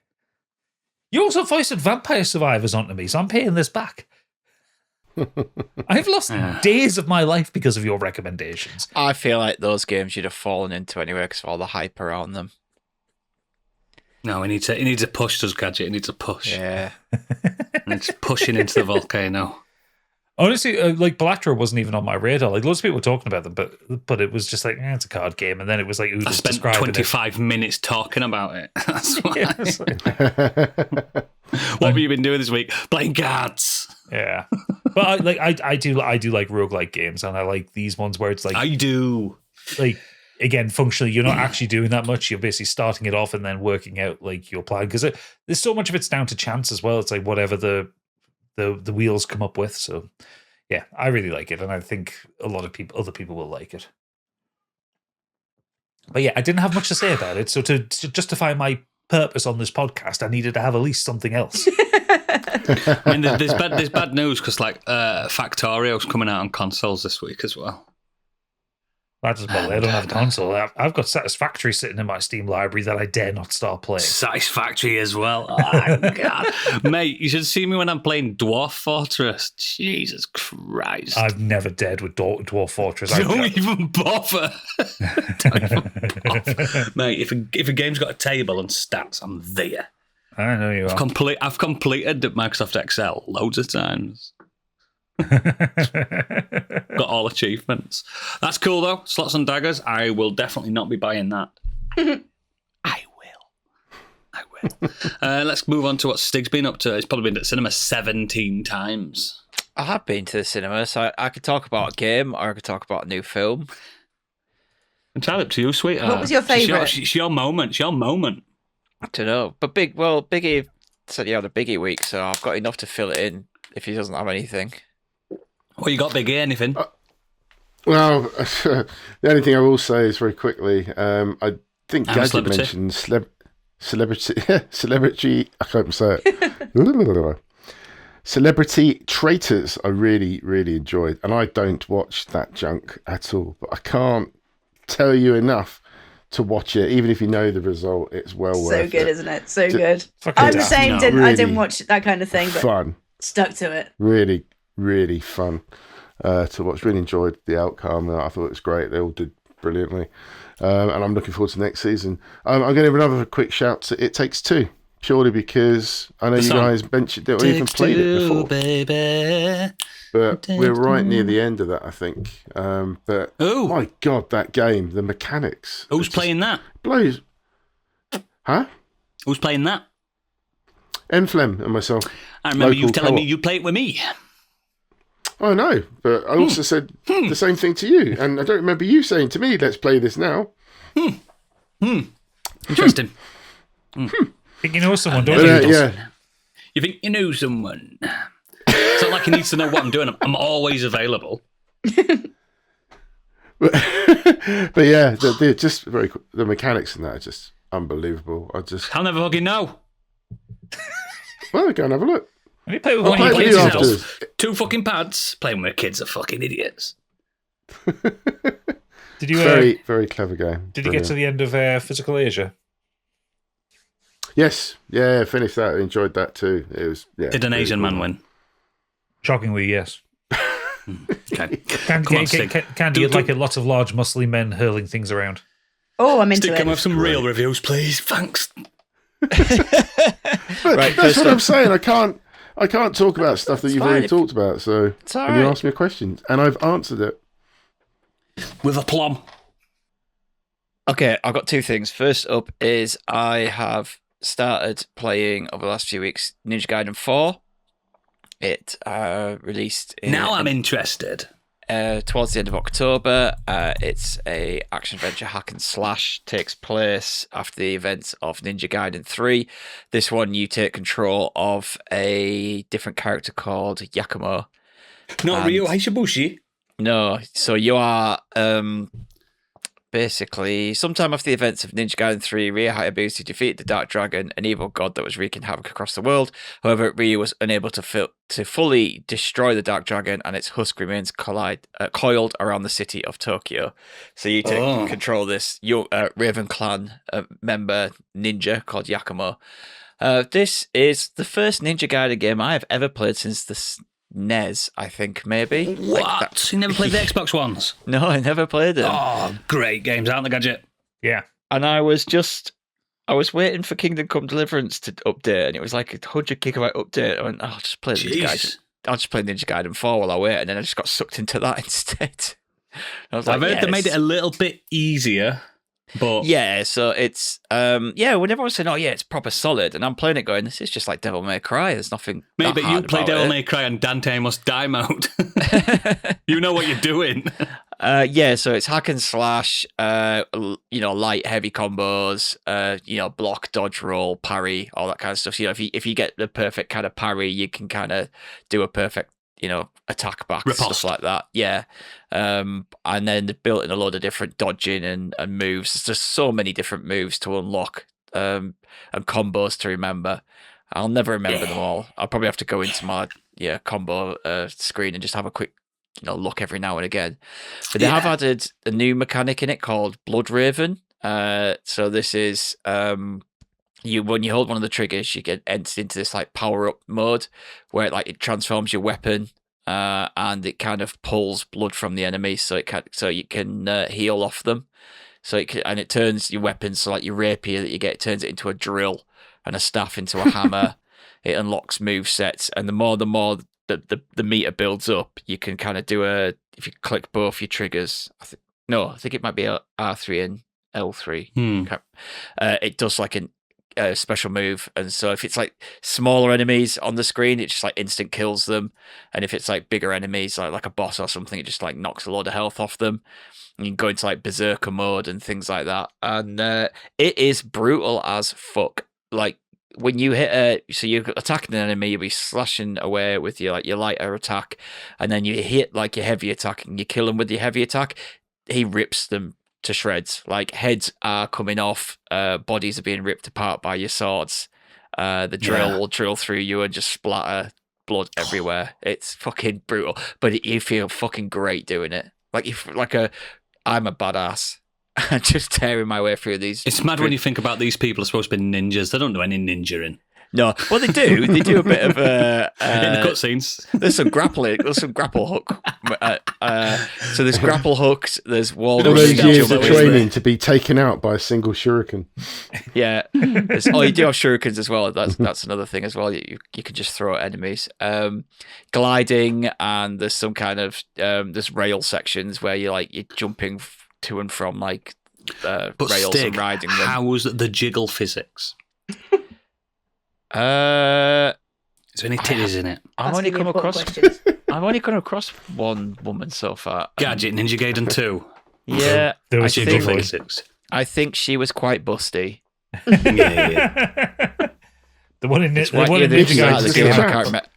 one in It was Ninja right at the Gaiden 2 start of the game. had one of those things where, as the cutscene was going back and forth, she would kind of, obviously the way it works is they kind of spawn the model for it. Yeah. Every time she spawned, every time the camera cut back to her, her boobs would bounce once because she was spawning back in, and physics And was in happening. That's what Ninja happens to Gaiden- mine every time the camera's heading In towards Ninja me. Gaiden 3, you could control the jiggle testicles. physics from each boob with each analog stick and make them go opposite directions. I didn't play Ninja Gaiden 3. I only played 1 and 2. That's amazing. You should have. Brilliant. There's a guy. There's just all these extra things in there. There's a guy called Tyron. He's like a master, a senior ninja, and when you unlock, you unlock experience points and things like that, you can spend it with him to unlock certain things. And then there's other little waypoints where you can call your team and you can buy health potions and all these other benefits. I think you should go back and play the others, Stig. I think you'd like them. Maybe, but I do this one. I'm definitely going to continue with. I'm having such a good time with it. And one thing I absolutely love is if you die and fail on a boss, you instantly start at that boss area with all of your health potions back in. Oh, they never used to do that. That might be just because I'm playing on normal. I don't know what hard's like, but if you're fighting a boss and you die and you've used up 3 health potions, you'll go back to the start and you'll have your 3 health potions back. In the others, it doesn't punish you. You've got to do it in one life, the whole level and the boss. Yeah, there's none of that. There's no run backs like there is in some Dark Souls or Silk Song or anything like that. It's you literally just start and walk back into the arena. I think there's nothing That's wrong how with making it games a bit... should be. Yeah, I don't think there's anything wrong with making it more accessible. There's nothing wrong. People moaning about that, idiots. Yeah. But it's fucking great. I'm really, really enjoying it. I'll definitely see this one out. I'm going to get it. Get it. Might be my Christmas game, that one. Yeah. But if you've got Game Pass, it's on there. So I could just get a trial and stream it. Mhm. Saying I don't like streaming Twitchy games like that. Depends on your connection. Strong. I've streamed some like that. I streamed Hi-Fi Rush and Expedition 33, and they worked perfectly fine. That's fine. So. Then. That's fine. I struggle with Hi-Fi Rush because it was the latency. I just kept missing everything by half a second. Yeah. The good best thing about that game though is even if you did that, it didn't really punish you that much. Yeah. No, you Oh, just, yeah, you can just still got carry lower, on, it's just lower scar. annoying. You got a lower scar, didn't you? That's all. Yeah. And then the other thing is I went to see Wake Up Deadman. So that's playing in some cinemas before it releases on Netflix in December. How did you get past Wicked 2? Wicked 2, it's not worth reviewing, mate, so... No, I mean, how did you get past it? I can't believe cinemas played anything other than that. Oh, right. Yeah, it's true. I wanted to see... I nearly saw Predator the other day with my son, and no. Yeah, they There basically were one had... showing that day. The first weekend that it came out, Kate Cinema was just ridiculous. It was 3 of the screens were taken up by Wicked. They didn't stop all day, and she was showing me videos of all their all the trays of food and that come back and all the rubbish, and it was just piling up down the corridor in the back. God. So it was absolutely manic. So that film made a lot of money then. Yes, it will have made a shit ton of money. But onto a better film. Wake Up Dead Man is the 3rd film in the Benoit Blanc series. directed by Rian Johnson. So this is a follow-up to Knives Out and Glass Onion. And this Very one, intrigued with this one because it's split opinions, hasn't it? I don't, has it? All I've seen so far is positive reviews for it. I've never seen. No, I don't mean I've not seen negatives. I've just people saying it's the weakest of the three. No, it's not for me. That's Glass Onion. Spoiler: Glass Onion is for me. Cool. I'm glad. I'm glad. Yeah. So this is the main crux of this film really is it's not really a Benoit Blanc film. It's Josh O'Connor's film. It follows. He's a character called Judd. Oh God, how do you pronounce it? Duplantis. Fucking hell. They don't do names by halves, does he? No. Anyway, he is a priest, and he is sent away to this church run by Monsignor Jefferson Wicks, played by Josh Brolin, because he punched out another priest, and he's basically they're always doing that. Yeah, he's an ex-boxer who found God, and he is basically given the choice of either leave or go to this other church run by Monsignor Jefferson. That's how the voting should have been sorted out in the conclave. Yeah, just a big punch a boxing match. I thought you meant Xboxer as in an Xbox player. No. Xboxer as in punch. Former boxer. I understand now. He means a pugilist. Sorry, I just needed to clarify. And also be a good way to end the conclave. I now want to see a WWE conclave in the Royal Rumble. Just whoever's left standing at the end. God, let's not get into that. That's fucking shite at the moment. Anyway, so Judd is sent to here, and on Monsignor is crazy. He is the kind of hell on earth, dying in the fires of hell. If you Catholic man. Yeah, you are like full on, like just like berating the crowd. Like his mission is actually to reduce his flock, but he does have this. He's just berating a lot of people, and it's like a game to him to see how many people he can get to leave his church. But he does have his set of followers. His devout followers, who are played by Glenn Close, Jeremy Renner, Kerry Washington, Andrew Scott, Kaylee Spaney, Thomas Hayden Church, and Darren McCormack. So yeah, he has. So there's people in this. There's people in this. So he's got this little group of people, and and Josh O'Connell's character kind of upsets the apple cart when he goes there, and then the Monsignor is murdered. There's only one man for the job. In what seems like an impossible murder. How the fuck did this happen? How could this doesn't make sense. How could a man, it's in the trailer this, how could a man walk into a room with no other windows and no other doors and be killed? They need Poirot on this. Yes. So this also stars Mila Kunis as a police chief in the town, and she calls in Benoit Blanc. And it's great.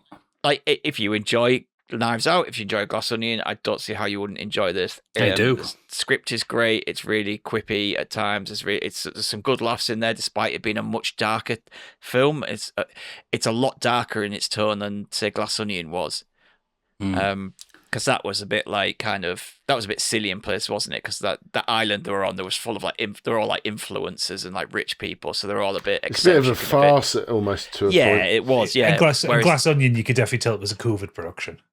Yeah, whereas this one isn't like that at all. And didn't Glass Onion come on Netflix straight away as well? Well, that's because Netflix became the producers of the series. Yeah, and then what they've started doing is films that they think are good and might get some traction. Put them in cinema first. Put them in cinemas, yeah. And this had enough people in there, despite the fact. Is it not on Netflix then? Yeah, but not till mid-December. Okay, it's like cool. December 10th or something like that. But yeah, I thought it was great, and I will have you guessing throughout the whole thing. You will think, I know how this is played out, and you'll be wrong. Mate, I thought that was the last two, and I still didn't get it right. I thought I guessed one thing, and then Kate was thinking something else that I wasn't thinking.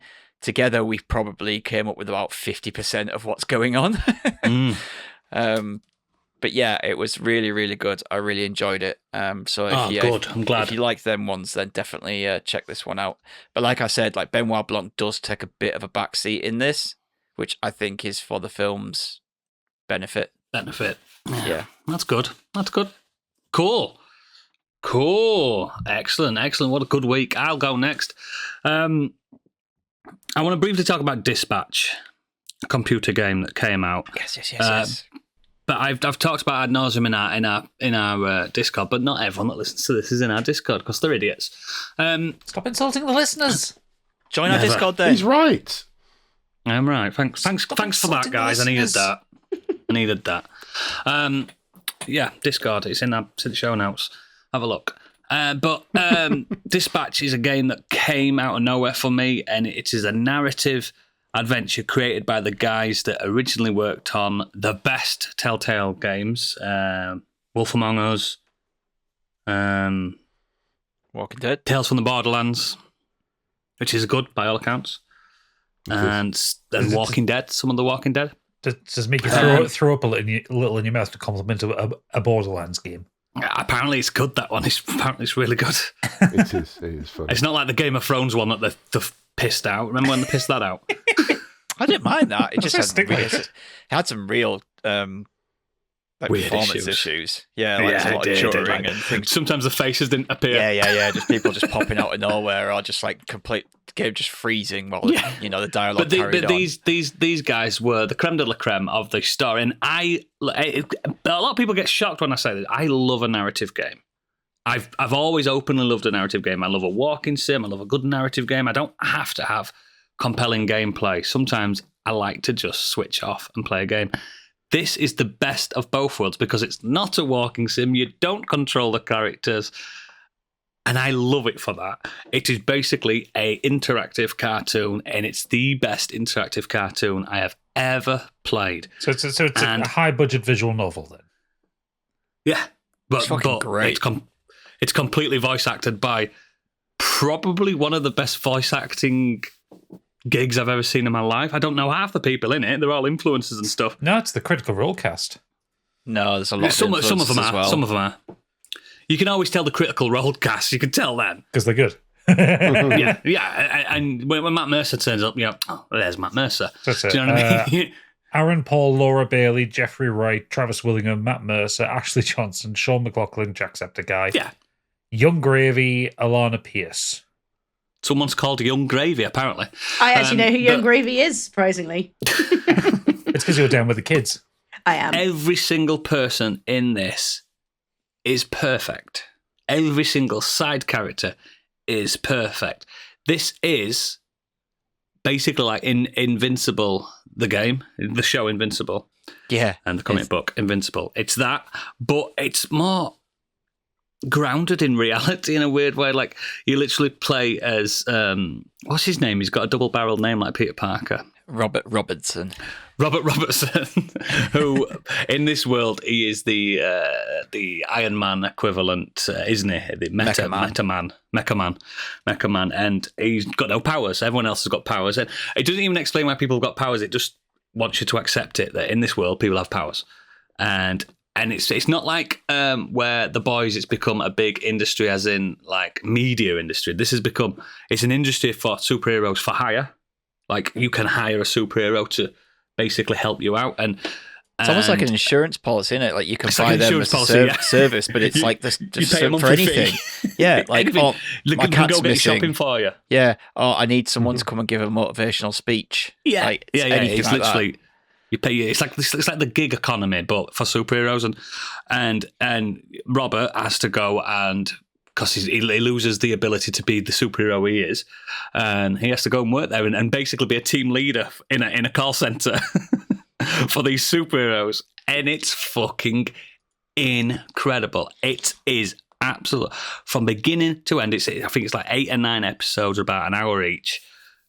It's from start to finish impeccable. There's little gameplay segments where you do a little mini game, and it's not that difficult or anything like. You can fail it doesn't matter. The only reason you'd want to really do well on that is if you're an achievement hunter. You can perfect everything if you want to, but you don't have to. But it's got it's a game that does choices better than I've ever seen any game do choices.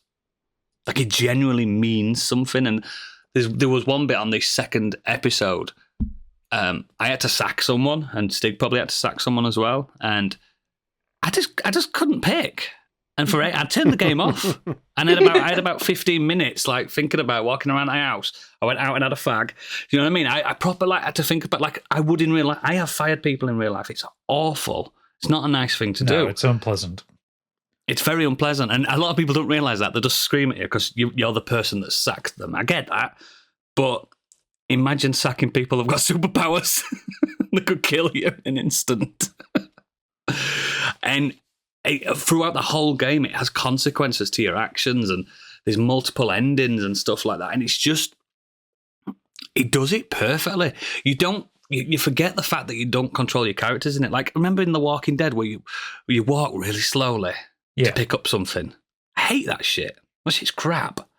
This does it for you. It just does everything for you. It's just, I don't know how you feel on it, Stig, how much you like it. I think it's the perfect version of this kind of game. Yeah, I love it. It's like you said, it's literally like it's like an episode of TV. But I am making some of the choices, and you do control stuff. You do swipe about and stuff if you want. Yeah, to. You can turn that off as well. There's some QTEs if you want to do that, which I did because I just thought that sometimes some interaction. At least give me some interaction. It's not difficult. Yeah. But yeah, it's so good. The writing's great. The characters are great. The dispatching is the fact fine. That it looks like a cartoon. Yeah, like the animation is beautiful. The dispatching mini game that you play in between kind of the story stuff, it's fine. Yeah, you don't have to win. You know, you don't. Sometimes I'm good at it. Sometimes I'm terrible at it. Yeah. But that's because you choose. You get a choice who to dispatch, and some of it says, "Oh, you can send up to 3 heroes here, but you might not need to because 2 of them together is enough to do that job, or even sometimes 1. But if you spend all 3, you then got less. They have to go out there. They have to come back. They have to rest. And they have to wait. Or, for instance, if it says something like, "We need a guest speaker at a keynote," you're not going to send the man that's made out of earth and can barely speak. Yeah, exactly. I've seen the clever ones, or the ones with good charm. Yeah. But you could be left with the fact that he's the only one left in your team because you've sent the rest out elsewhere. Yeah. So you've got to play it a bit. People like Gadget, there is dice rolls in there in the background that you don't realise. It is Critical Role, and it is, to my money, the best thing Critical Role have ever put their name to. It's absolute. And I've watched, what's it called? A Vox Machina, and I've started watching the new one, the 9 or whatever it's called. Yeah, I need to start that. And it's that they're all really good. They're all really good. This is the best thing they've done. And Aaron Paul has come into his own as a voice actor. He is. You don't really incredible. You don't listen to this. Mr. White. Yeah, you don't. Big bitch. You don't watch this, play this, and think, "Oh, that's just Jesse from Breaking Bad." Not at all. Right. You can't tell. It's very good. It's just absolute. And I think it's one. You talk about Expedition 33 being a groundbreaking game. I think this is groundbreaking in its own way. I think it's great. I've listened it's to so simple as well. So simple. They're all talking very highly about it. I think word of mouth is spreading on this one. It's reviewed well. Don't get me wrong, perfect. it's reviewed well, but I think a lot of people that have played it just talk about saying it's brilliant. I knew I was going to enjoy it. I just knew I would. I did buy it at the introductory offer at £16. I was like, no, I'll get it when it's. I get it when it's cheaper, and then I ended up just buying it at £24. Yeah, so did I. I bought it 24 quid. I ended up spending more money on it, but I'm happy enough to have done that. I do think there's an illusion with some of the choices. Because I had to make a decision to not spoil anything, but to reveal something, and then a scene. It still turns out that nothing changes. Yeah, a scene that happens at the start of the next episode. One of the characters conveniently wasn't around, and isn't around for either, if depending which way you go, and that's on purpose. But because I have looked up some others, because I might go back through and play it, but not like anytime soon. No, do some different choices. I played the game really honestly, and so made Robert really honest, and it got him into a lot of trouble. But he's I was a bit different because he's trying to preach to them about, because the team that you lead are The real villains. and they're called the Z team because they're the lowest of the dispatch. Some have got crap powers. One's called Water Boy, Yeah, and he just vomits water. I like the little punchy man. Just runs around punching people in the balls. His special move is punching people in the dick. Yeah, it's really funny. But yeah, I might go back and play it and smooch up one of the other. What I did, I played it the first time. Then I played it second time with no interactions, and I just let the scenes. I picked the scenes I kind of enjoyed it the second time just watching it. It's kind of cool when you do it that way. You automatically win every scenario. If you get what I mean, it just keeps flowing and flowing and flowing. It's fucking sensational. Everyone that's listening to this should play it. I can't imagine any person coming back to me and going, "Oh, I didn't really like it." Perfect Steam Deck game gadget. It's perfect anything game. It's on my wish list. It's perfect. It's brilliant. But the main thing I want to talk about, it's back. That wasn't the main thing. No, it's back. Stranger Things is back. I've only watched 2 episodes. So. I'm not going to spoil anything for you. Stranger Things is back, and I have always put my heart on my sleeve and defended this show forever. I really enjoy it, and people say, "Oh, you only like it because it's popular." No, I liked it before it was popular. I've always liked Stranger Things. I think it's always lovely. been popular. It reminds me of watching films when I was younger, and that is the whole point of Stranger Things. And I think so far, and it's only 4 episodes of the last season so far, it's really, really good. And you forget that the kids are adults now. It does a good job of reminding you that they're still kind of kids. They're not. They're all adults. Like in real life, they're all adults. But you can look past it if you get what. It's easy to. I don't know if any of you guys have watched. So Stig, did you ever think to yourself, "Oh, they're adults"? No. You can kind of look past it. They're less jarringly old in appearance than they were from the season before to the one before that. They still kind of look the same. Yeah, but if you watch the first season, Jesus Christ, babies. They're kids. They're babies. Yeah, it's really good. I think the only jarring one is Noah Shapley. Is that his name? Yeah, he's just a man now. He's got a really deep voice compared to what he used to have. And a lot of them have got 5 o'clock shadow that you can see on. Like, I can see that. I can see that. Especially 11. I will say, why have they given Nancy Eddie's haircut?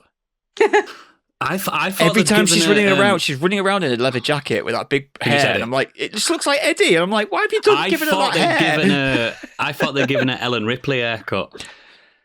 That's what I thought. It's proper. They're giving her that curly thing. But yeah, this is set in 1987, so obviously the 80s are coming to an end. A good year for the world, because I was born that year. But not a good year to be living in this place, because everything's fucking up. It's the budget is unreal for this show. It's absolutely unfucking real. It looks better than films. And I still don't know why Mr. D&D doesn't watch this show. Because I've just never gotten to it. I enjoyed the first season of it, and then I had no desire to start the second one, so I've just never done it. Doesn't help the second one's a bit shite as well. Second season's worst one. Yeah, but it's only because of that. Because that one episode, those episodes. You can skip that episode. I only remember that one episode. Some good stuff. Then there's also just that thing of like the amount of people who say this is the most amazing thing. It's like, is it ever going to live up to that hype? Yeah, it's really good though. Yeah, it's just really genuinely great television. I must admit, I wasn't super pumped for this last series because I felt like it had been too long. But actually, I've watched the first 2 now, and I've got right back into it. I'm straight back in. It is great. It's brilliant. Music, the synthwave soundtrack, the D&D references that I now get. When I first watched this show, I did not understand what they were talking about. Now they're talking about, I'm rolling an 8.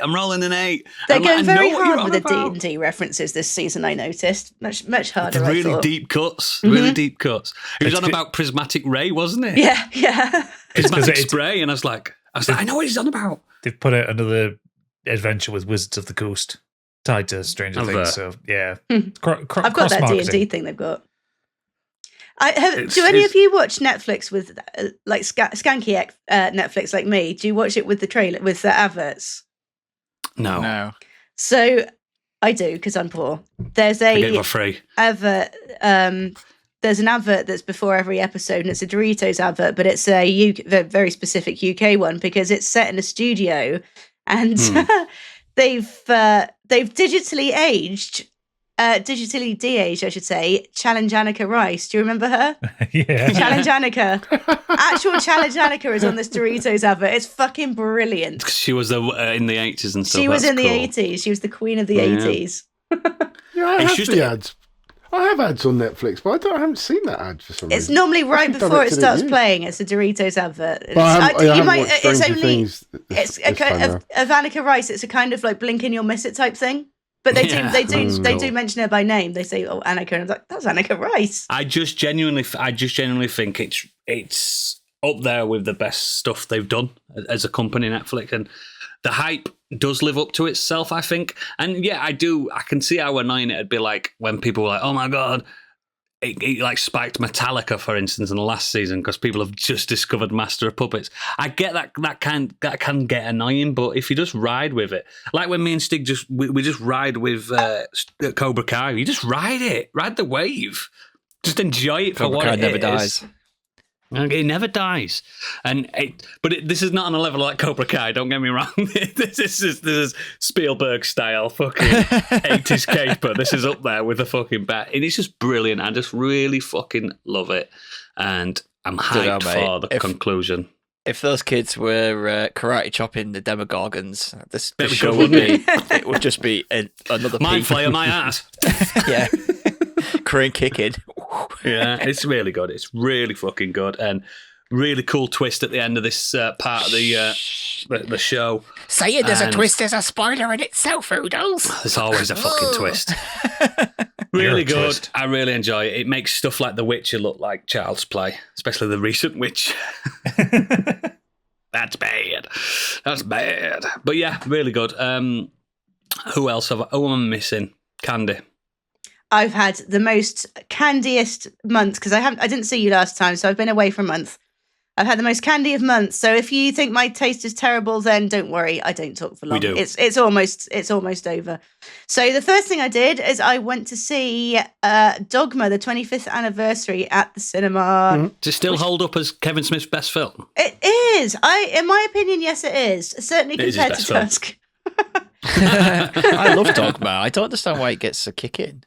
I think it's his best film. It's a very specific sense of humour, isn't it? And it's not everyone likes Kevin Smith films specifically because they are very talky.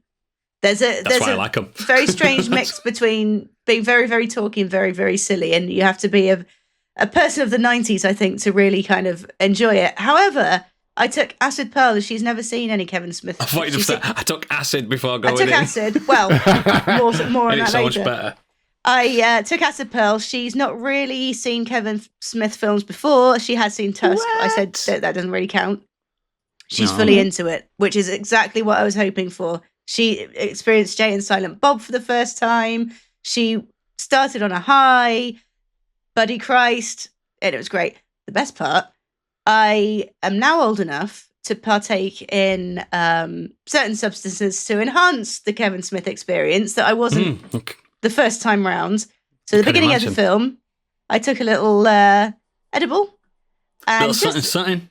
Little something. As soon as the poo demon came on, the effects started kicking in. I was like, fuck me, I'm in trouble here. Suddenly the stairs down the cinema looked like a lot more of a challenge than they were to get up. I'm going to have a poo demon in a minute.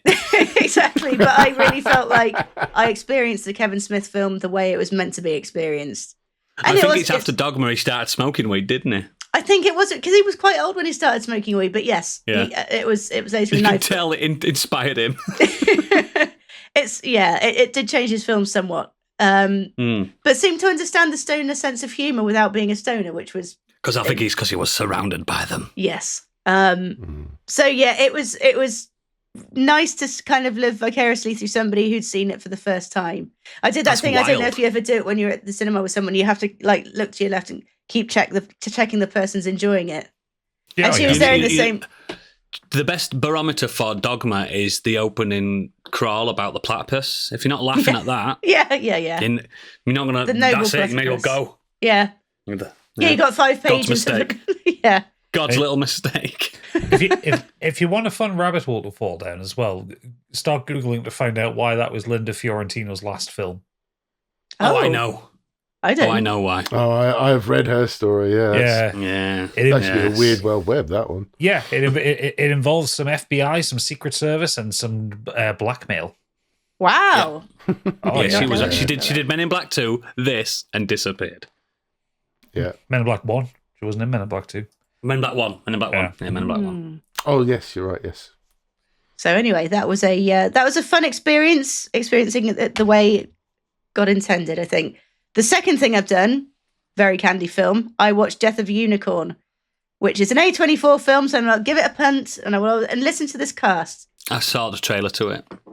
Jenna Ortega, Will Poulter, Paul Rudd, Tia Leone, Jessica Hines, so Daisy from Space, Richard E. Grant. So on that alone, I was like, I'll give this a little shot. It And was a Space Connection, wasn't it? it was the Space Connection. Actually, no, I didn't realise Jessica Hines was in it until I saw her. So that was a nice little Brucey bonus. So the premise of this is a dad, Paul Rudd, and his daughter, Jenna Ortega, go to a... so Paul Rudd's a lawyer for a pharmaceutical firm, and the head of this firm is terminally ill, and Paul Rudd is going to sort of draw up the papers, split everything up, and blah-de-blah-de-blah. On the way, because it's in deepest Canada, I think, on the way they hit a unicorn, as you do. They assume they've killed it. They bash its brains in. They don't want to scare or disgust their employer, so they keep it hidden in the car. Anyway, turns out that this unicorn's blood has healing properties. So they go about being a pharmaceutical company. They go about doing experiments. In the meantime, Mum and Dad unicorn show up, and they're not particularly happy. They're not particularly happy. And we all know what a unicorn looks like. You think the nice, like, maybe a rainbow mane, nice sparkly It's a fucking horse with an horn, mate. It's a horse with a horn. It's white, sparkly. These are not. These are, imagine a sort of demonic water kelpie with a horn that's kind of like ridged and big fucking fangs. And I should mention this is a comedy horror. It is gory. It's very gory. And this is when it turns to a candy special, shall we say. So all the candy films that I've recommended, you know, Tusk, it's been mentioned. What else have we got? Bloodfart Lake. Bloodfart Lake. Yeah, you know, all the hits. This is big ones. This is pretty up there. This is a candy film with a good cast. So actually, the acting's pretty good. Film, pretty shite. It's pretty shite. It's Because it's pretty shite. It's about unicorns. It's So 90 Paul Rudd, how did he end up in this? Well, At that point in his how career did, where he just does fucking random shit because he likes it. how did Richard E. Grant end up in this? How did Will Poulter end up in Because this? he's Richard E. Grant. Yeah, do anything for a quid. Well, he was hamming it up actually. So He always does. yeah. Remember when he's in the last Star Wars film? What a weird pull that is. was he in the last Star Wars film? Yeah, he was, It's this weird Grand Moff Tarkin style bloke. I don't even. Oh, I can see that though, but I don't remember it. So yeah. He's like, fire the laser! It's a good Halloween film. It's silly. It's ridiculous. Halloween was ages ago. Get over it. Halloween's every day in my life. Every day's Halloween. Come on now. But yeah, it's an interesting one. It's very A24 because you know that no other film studio would probably touch it. But I liked it. It warmed the cockles of my heart. So it's shit, but it's enjoyable shit. It's shit, but it's Candyland shit. Yeah, I get you, man. I get you. Which is shit. Yeah, it's a I shit. get you. So that's been my month. I'll watch it. I'll check it out. It's silly. Yeah, I will. It's free on Amazon as well. A lot of good so it's great. recommendations this week. A lot of good recommendations. Excellent. So, speaking of recommendations, do we have any correspondence in any form or fashion. We even accept Morse code now. Oh, we do we? That went through. Okay, Yeah. fair enough. Yeah, went through.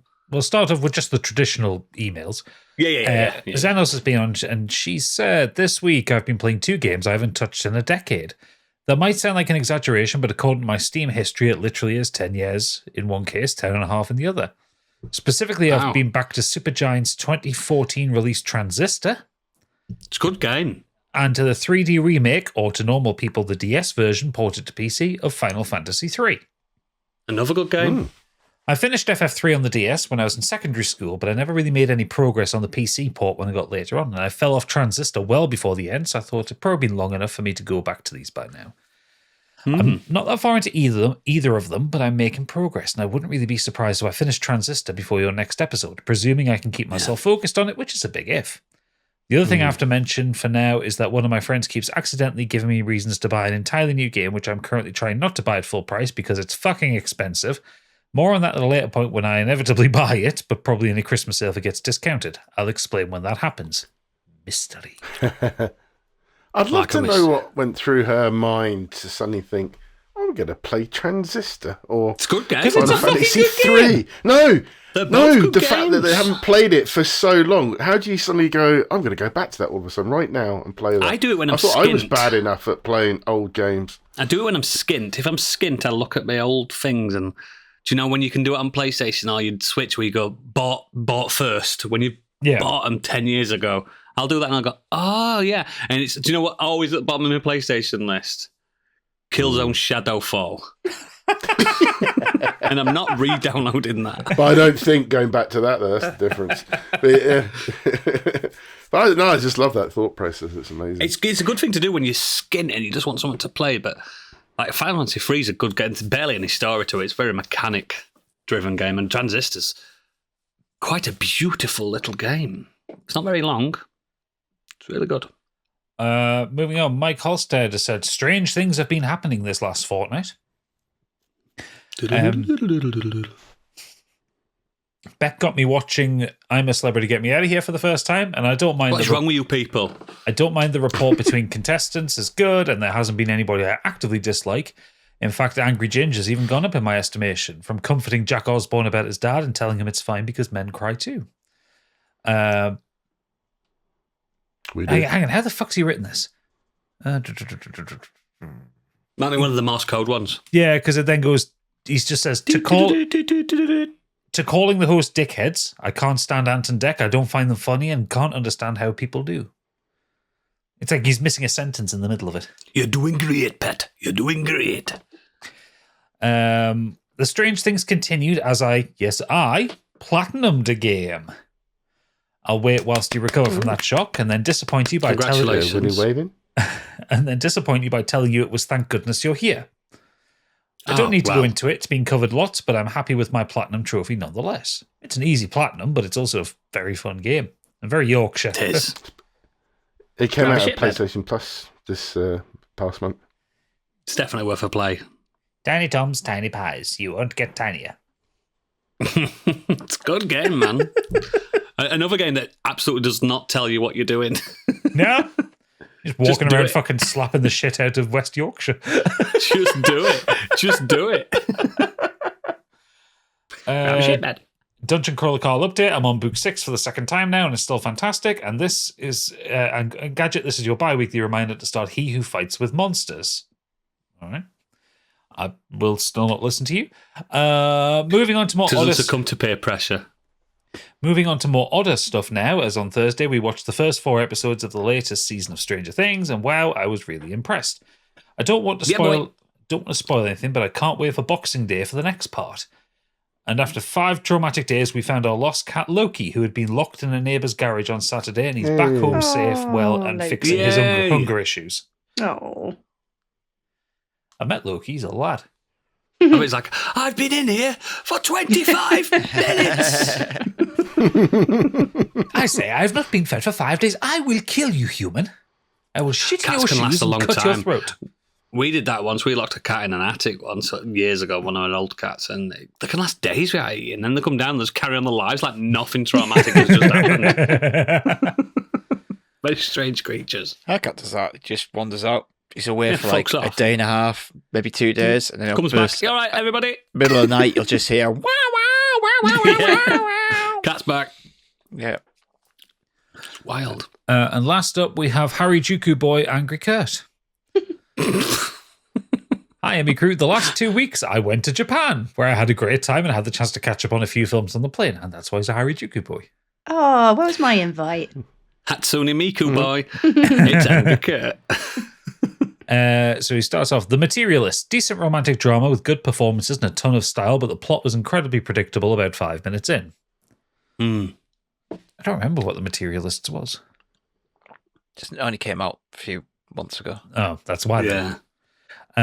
The Naked Gun. Good fun, though I might have liked it more had it not been for the awful audio mixing on the plane version that meant the dialogue was hate really that. quiet, so I missed some gags. But there are a lot of dialogue gags in that film. Yeah, that's not that's a film you can literally watch blind. 'Cause Yeah. you can just hear him talking. And I actually would also actively recommend if you're watching it, watch it with subtitles, because you will need some of them. Because they're so bang, bang, bang, bang, bang, quick like that. Yeah, I agree. Superman, decent with a great villain performance in Lex Luthor, and the dog was cool, but very middle of the road otherwise for me. Absolutely. 3 out of 5. Novocaine, another fun watch. The gag didn't outstay its welcome at around 90 minutes, but I'm not sure I'd be up for the rumored sequel. Can't remember what Novocaine was either. Novocaine's the one with Jack Quaid in where he can't feel pain. Oh, yes. Okay, fair enough. I That liked makes sense it. with a I thought title it like was very- Novocaine. Yes, I thought it was very good. Like, and he's right. Like the joke, you think, oh, like the joke is that he can't feel pain, like, but it doesn't ever let up, and it's good. It's fun. Okay. The Kenny Dalglish documentary. This is from the. Recommend it to everyone. This is from the Amy and Senna director. Probably my least favourite of his work. But not because of quality, but simply because I already knew most of the stories from his life and didn't reveal much new from those events. Still worth watching, though, especially for Liverpool and Celtic fans. Do you hear that, Biggie? Stig? Liverpool fans. They know get Kenny round to Dalglish it. is. I know. They know Kenny Yeah, it's on my Dalglish watch is. list. There's the Yeah. It's the recommendation from Kurt. For the Liverpool fans, I'm just I pointing know, it but out. Kurt has also bought a Tim Howard book recently, so you know, Who the fuck's Tim Howard? I don't know who that is. an ex-Evertonian. Well, read the next part of the email. He's bought a book from Everton's keeper. No, I think it's one of those ones where you pick them up for free. God. And then I scored a goal. And then I saved a goal. And then I saved another goal. And then I missed that one. The life of a keeper. Started around a lot. I started cross-stitching while they're on the other My end of hands the pitch. hurt. Oh, I've got carpal tunnel. Got Getting hit, mud off my boots is a bit tough. got hit in the face Sometimes I today. didn't even play any games. I was just on the bench.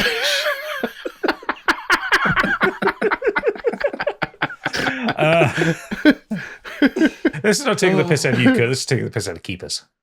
The fact that there's a autobiography for some keepers, like Yeah. I can imagine reading a David Seaman one, like potentially. I retired peacefully and never did any gambling. Yeah, you want to read the books about footballers who are absolute fucking messes, like read a George Best book, you know? Yeah. And you know what my advice is? Invest. That's one of my advices. He goes on to say, before we absolutely decimate Kurt's reading list, TV-wise, I finished Dexter Season 7. As you know, I've been a defender of the seasons post-Season 4, but this is the first one I was disappointed with. Just a rubbish love story between Dexter and another serial killer which plodded along for way too long. However, I will say the cliffhanger ending was really good.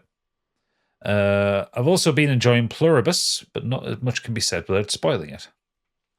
Stig, you recommending that to me? Fucking what a show. What a show. It's great. What a recommend. Brilliant. It's amazing. I think we might be a couple episodes behind now, but it's just because I'm of not. kids. It's just the working hours has been a I'm nightmare. completely in front. And then Stranger Things came out, and it's like, unfortunately for her, it's like everything else gets pushed to the side. It's Stranger Things only. That's so good. Games-wise, I've finished Bionic Bay, which is a puzzle platformer like The Swapper and Limbo. I enjoyed it, but towards the end I had a few too many bullshit deaths that meant it wasn't as perfect as it could have been, but it's going to be one of the overlooked games of this year.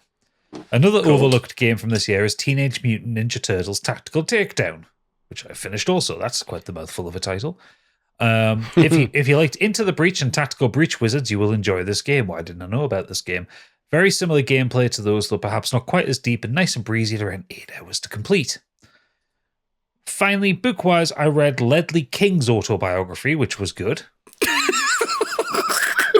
I'm assuming this is another footballer. Yep.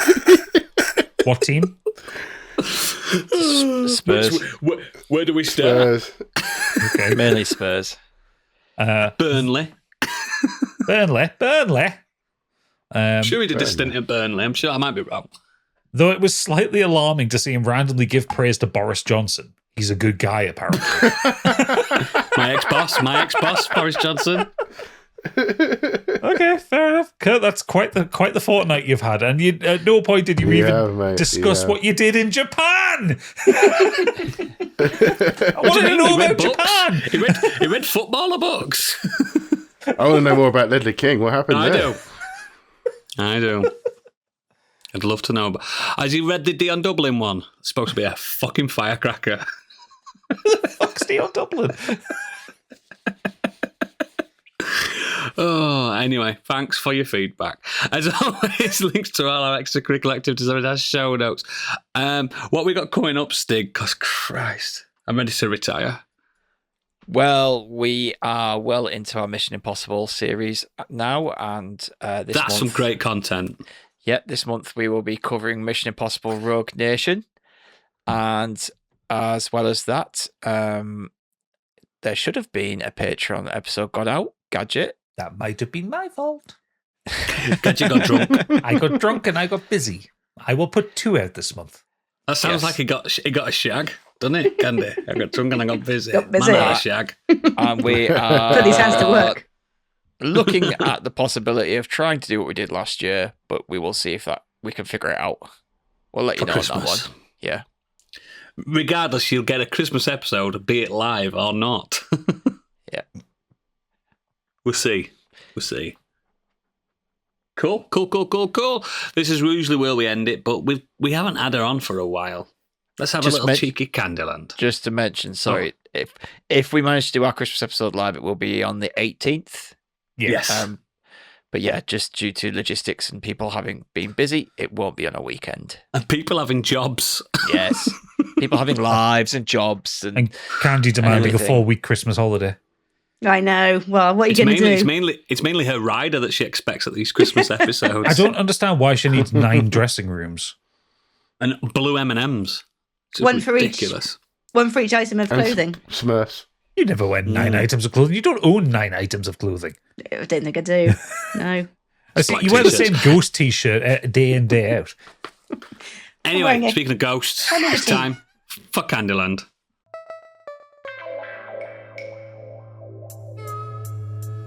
And now, what's up in Candyland?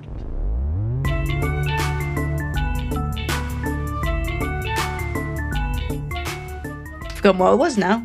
Oh, I know what it was. I had a really good idea, and I think it could once again. No. Revolutionise. Don't lead with that. No. You're your biggest fan. You are your biggest fan. I'm coming to the Dragon's Den now with a world-topping idea, right? Okay. I thought this would be fun. It's a bit sexist because I don't think girls can take part, but I might try and modify the game a little bit. But you know, and I don't have a huge penis experience of going into urinals or a huge penis. Here we go. However, you know how guys, you being men, you know the punching things where you punch it and then you get a readout of how hard you've punched Punching it. machine. Yeah. Could you do that on a urinal with how hard your flow is? They already exist. Yeah. They already exist. It's called urinal cakes. No, this No. thing It needs a digital readout at the top. So I was in Las Vegas, of all places, and I was in a Native American casino, and they had a target that you had to piss and do an amount of pressure on the target. It gave you a readout. That's exactly what I'm thinking about. So the Native Is Americans. that what the fountain is outside that casino? No, that's not what that is. just a load of guys. Like, Yeah, the Bellagio fountain only ever goes on when it builds up enough piss pressure. No, Why and does it stink? It's a mystery crank. There's also a at the science museum in Copenhagen where they have a pH level game where when you piss in it tells you your pH level. That's cool. Yeah. Do you want to know what a little peeing game is, Candy? Though, if you take a piss in a toilet and there's skid marks on it, you blast it away. Yeah, you got to clean it. Oh, I didn't ever A bit think like of Power that. Washer Simulator. Yeah. Yeah. Oh, that's a good idea. Yeah, And get busy. another game that some men play, some men like me because I've got issues. If you start pissing first and someone comes and pisses next to you, you've still got to beat him. You still got to win. keep pissing. You got to win, and you're just Oh, I see. struggling on your prostate. You won't know what prostate is, Kenny. You haven't got one, but you can control it a little bit. So you mean you want to pee for longer than the for new longer, contender? even though you I start see. first. Yeah. Right, I see. So that's a lot of control. Yeah, Mhm. Idles. Have you ever crossed the streams? Yeah. I do it with the boys all the time. I do it with the boys. I go, It's been a long- it's been a long time. It's been a long time, Then we but- wonder why all our jeans are piss wet through. Then there's the game that you can only really play in the shittest of pubs, but it's basically how high up the wall can you get it? Yeah. I was going to the say, wall- is there like a the wall length game's good. one? With a tall, with Yeah, just there a is, tall there is, urinal. But there's also at Leeds Fest, there used to be a pissing thing where men used to see if they can piss over a dike, like a river beck. Yeah, but Leeds that Fest, were a good Leeds game. Fest is where animals congregate. Yeah, it's disgusting. Like, you don't get that at Leeds Reading Fest. Festival, but you get it at Leeds Festival. Yeah, I don't know, Reading's getting pretty bad, man. Yeah. It is fun having a penis. Yeah, it does sound like fun. It's a laugh. It is a you know laugh, what- especially when I lads now are know the drunk. perfect Lads song to love put getting it- the willies out. I know the perfect song Also, now another to put good at the end one of the is Patreon. when. Another good is one this? is if you're having a piss, you finish, and your mate comes in after you, and they're in front of the urinal, and as you leave, you just push them against the wall. Yeah! That's a banger. That's a good one. Do you know what And Kate you told also- me? Go on. That she said, if I was a boy for a day, she said I'd put on a pair of like loose football shorts and I'd run around Yeah. just so it like flapped around. Yeah. I do it all the time. Get the old grey joggers out and see. Yeah. I'm not allowed to wear them outside. Greg, she won't let me. Oh, not even grey jogger season. No, she says I can see it. You're not going to Tesco in them. I've literally That's why got the girls I've like the literally grey got tight joggers. grey joggers on now. Yeah, I've got them as well. So I own quite a lot, and Shall I she's like, stand "You're up?" going out in them." Yeah, go on. Yeah, boy. Let's see it.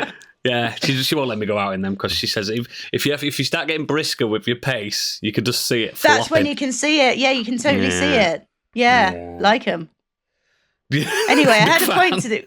I had a point. Oh yeah, so like gentlemen's arguments ever settled Okay. with how powerful your flow is. Oh yeah, you just started fighting the pub. Let's take this to the urinal. Let's take this inside. I mean, there is a thing that men do, and it's called breaking the seal, isn't it, boys? Where if you're on a sesh, you've got to hold in your first piss of the night for too many hours that you should be. Yeah, we get Got this. it. too. 4 or That's 5 not Yeah, I just know at women least. do it as well. To be Yeah. honest, So you've got these to be days like I just 3-4 don't care. pints in. No, Oh, do Once you break the seal, if I go, that's I'll it, go. man. Fuck it. The problem is, like, when I go to my local pubs, if I go to the toilet too much, they think I'm in there sniffing, and I'm not. I'm like, I'm just pissing. I'm older now. I'm It's pissing why a I lot. don't. It's why I don't really drink at gigs anymore because Yeah, because you if miss I it break all. the seal, I've got to go back out and in and back out and in. So I'm here for Breaking the music. seal is the worst thing ever. And you don't even have to drink alcohol. It can be pop. You can be in the cinema drinking a big gulp. And once you broke it, it's a trap. It's a biological trap. And And I'm the toilets glad get to hear more that women minging have as got that as the well. evening goes on as well. Yeah, it's so They bad. start off nice and clean, depending on What your about session. lads? And then What by the about end lads? of the Them night, nights when you've been proper going at it all night. You get in bed at 4 in the morning. You can't go to sleep because you keep needing to get up to piss Yeah, constantly. it's awful. Literally You get happened to me on the comfy and you're weekend. like, piss has come back. And sometimes you just think, I'm just going to piss. And you do, Or- kind of. You or- just piss. Do any of you have gone to? Wow, how's this turn? This is welcome to modern pissing. Piss cast. Does anybody dream about peeing when they really Yes. need to pee? And, Yes. and you constantly peeing in your dream, Dribble. and then Yeah. you. I don't wee the bed. I've never I weed do. the bed. I have. I've never done it. As a child, I will point out. Oh, yeah, that's no, my but as an signal to adult- get up and go. You know, some of Yeah, our as an listeners adult. listen to this with their children in the house, right? No one listens to Well, it I with got Pete children. Yeah, yeah. Mike Olstead does. Children, His children children piss. knew who I Chi- was. children Hi, piss. kids. Children piss, and that is the etiquette of pissing. Candy, you had a great idea, but it's an idea that's already been done. So that means it was a good that's idea. A shame. Just plagiarism. Well, But maybe it I need means it was to. Got some good piss chat out of it. I need to adapt it for the women. I think maybe it'll just have to be volume. You could. We used to call. Women you can do what we call shaking the lettuce. Sorry, is that too far?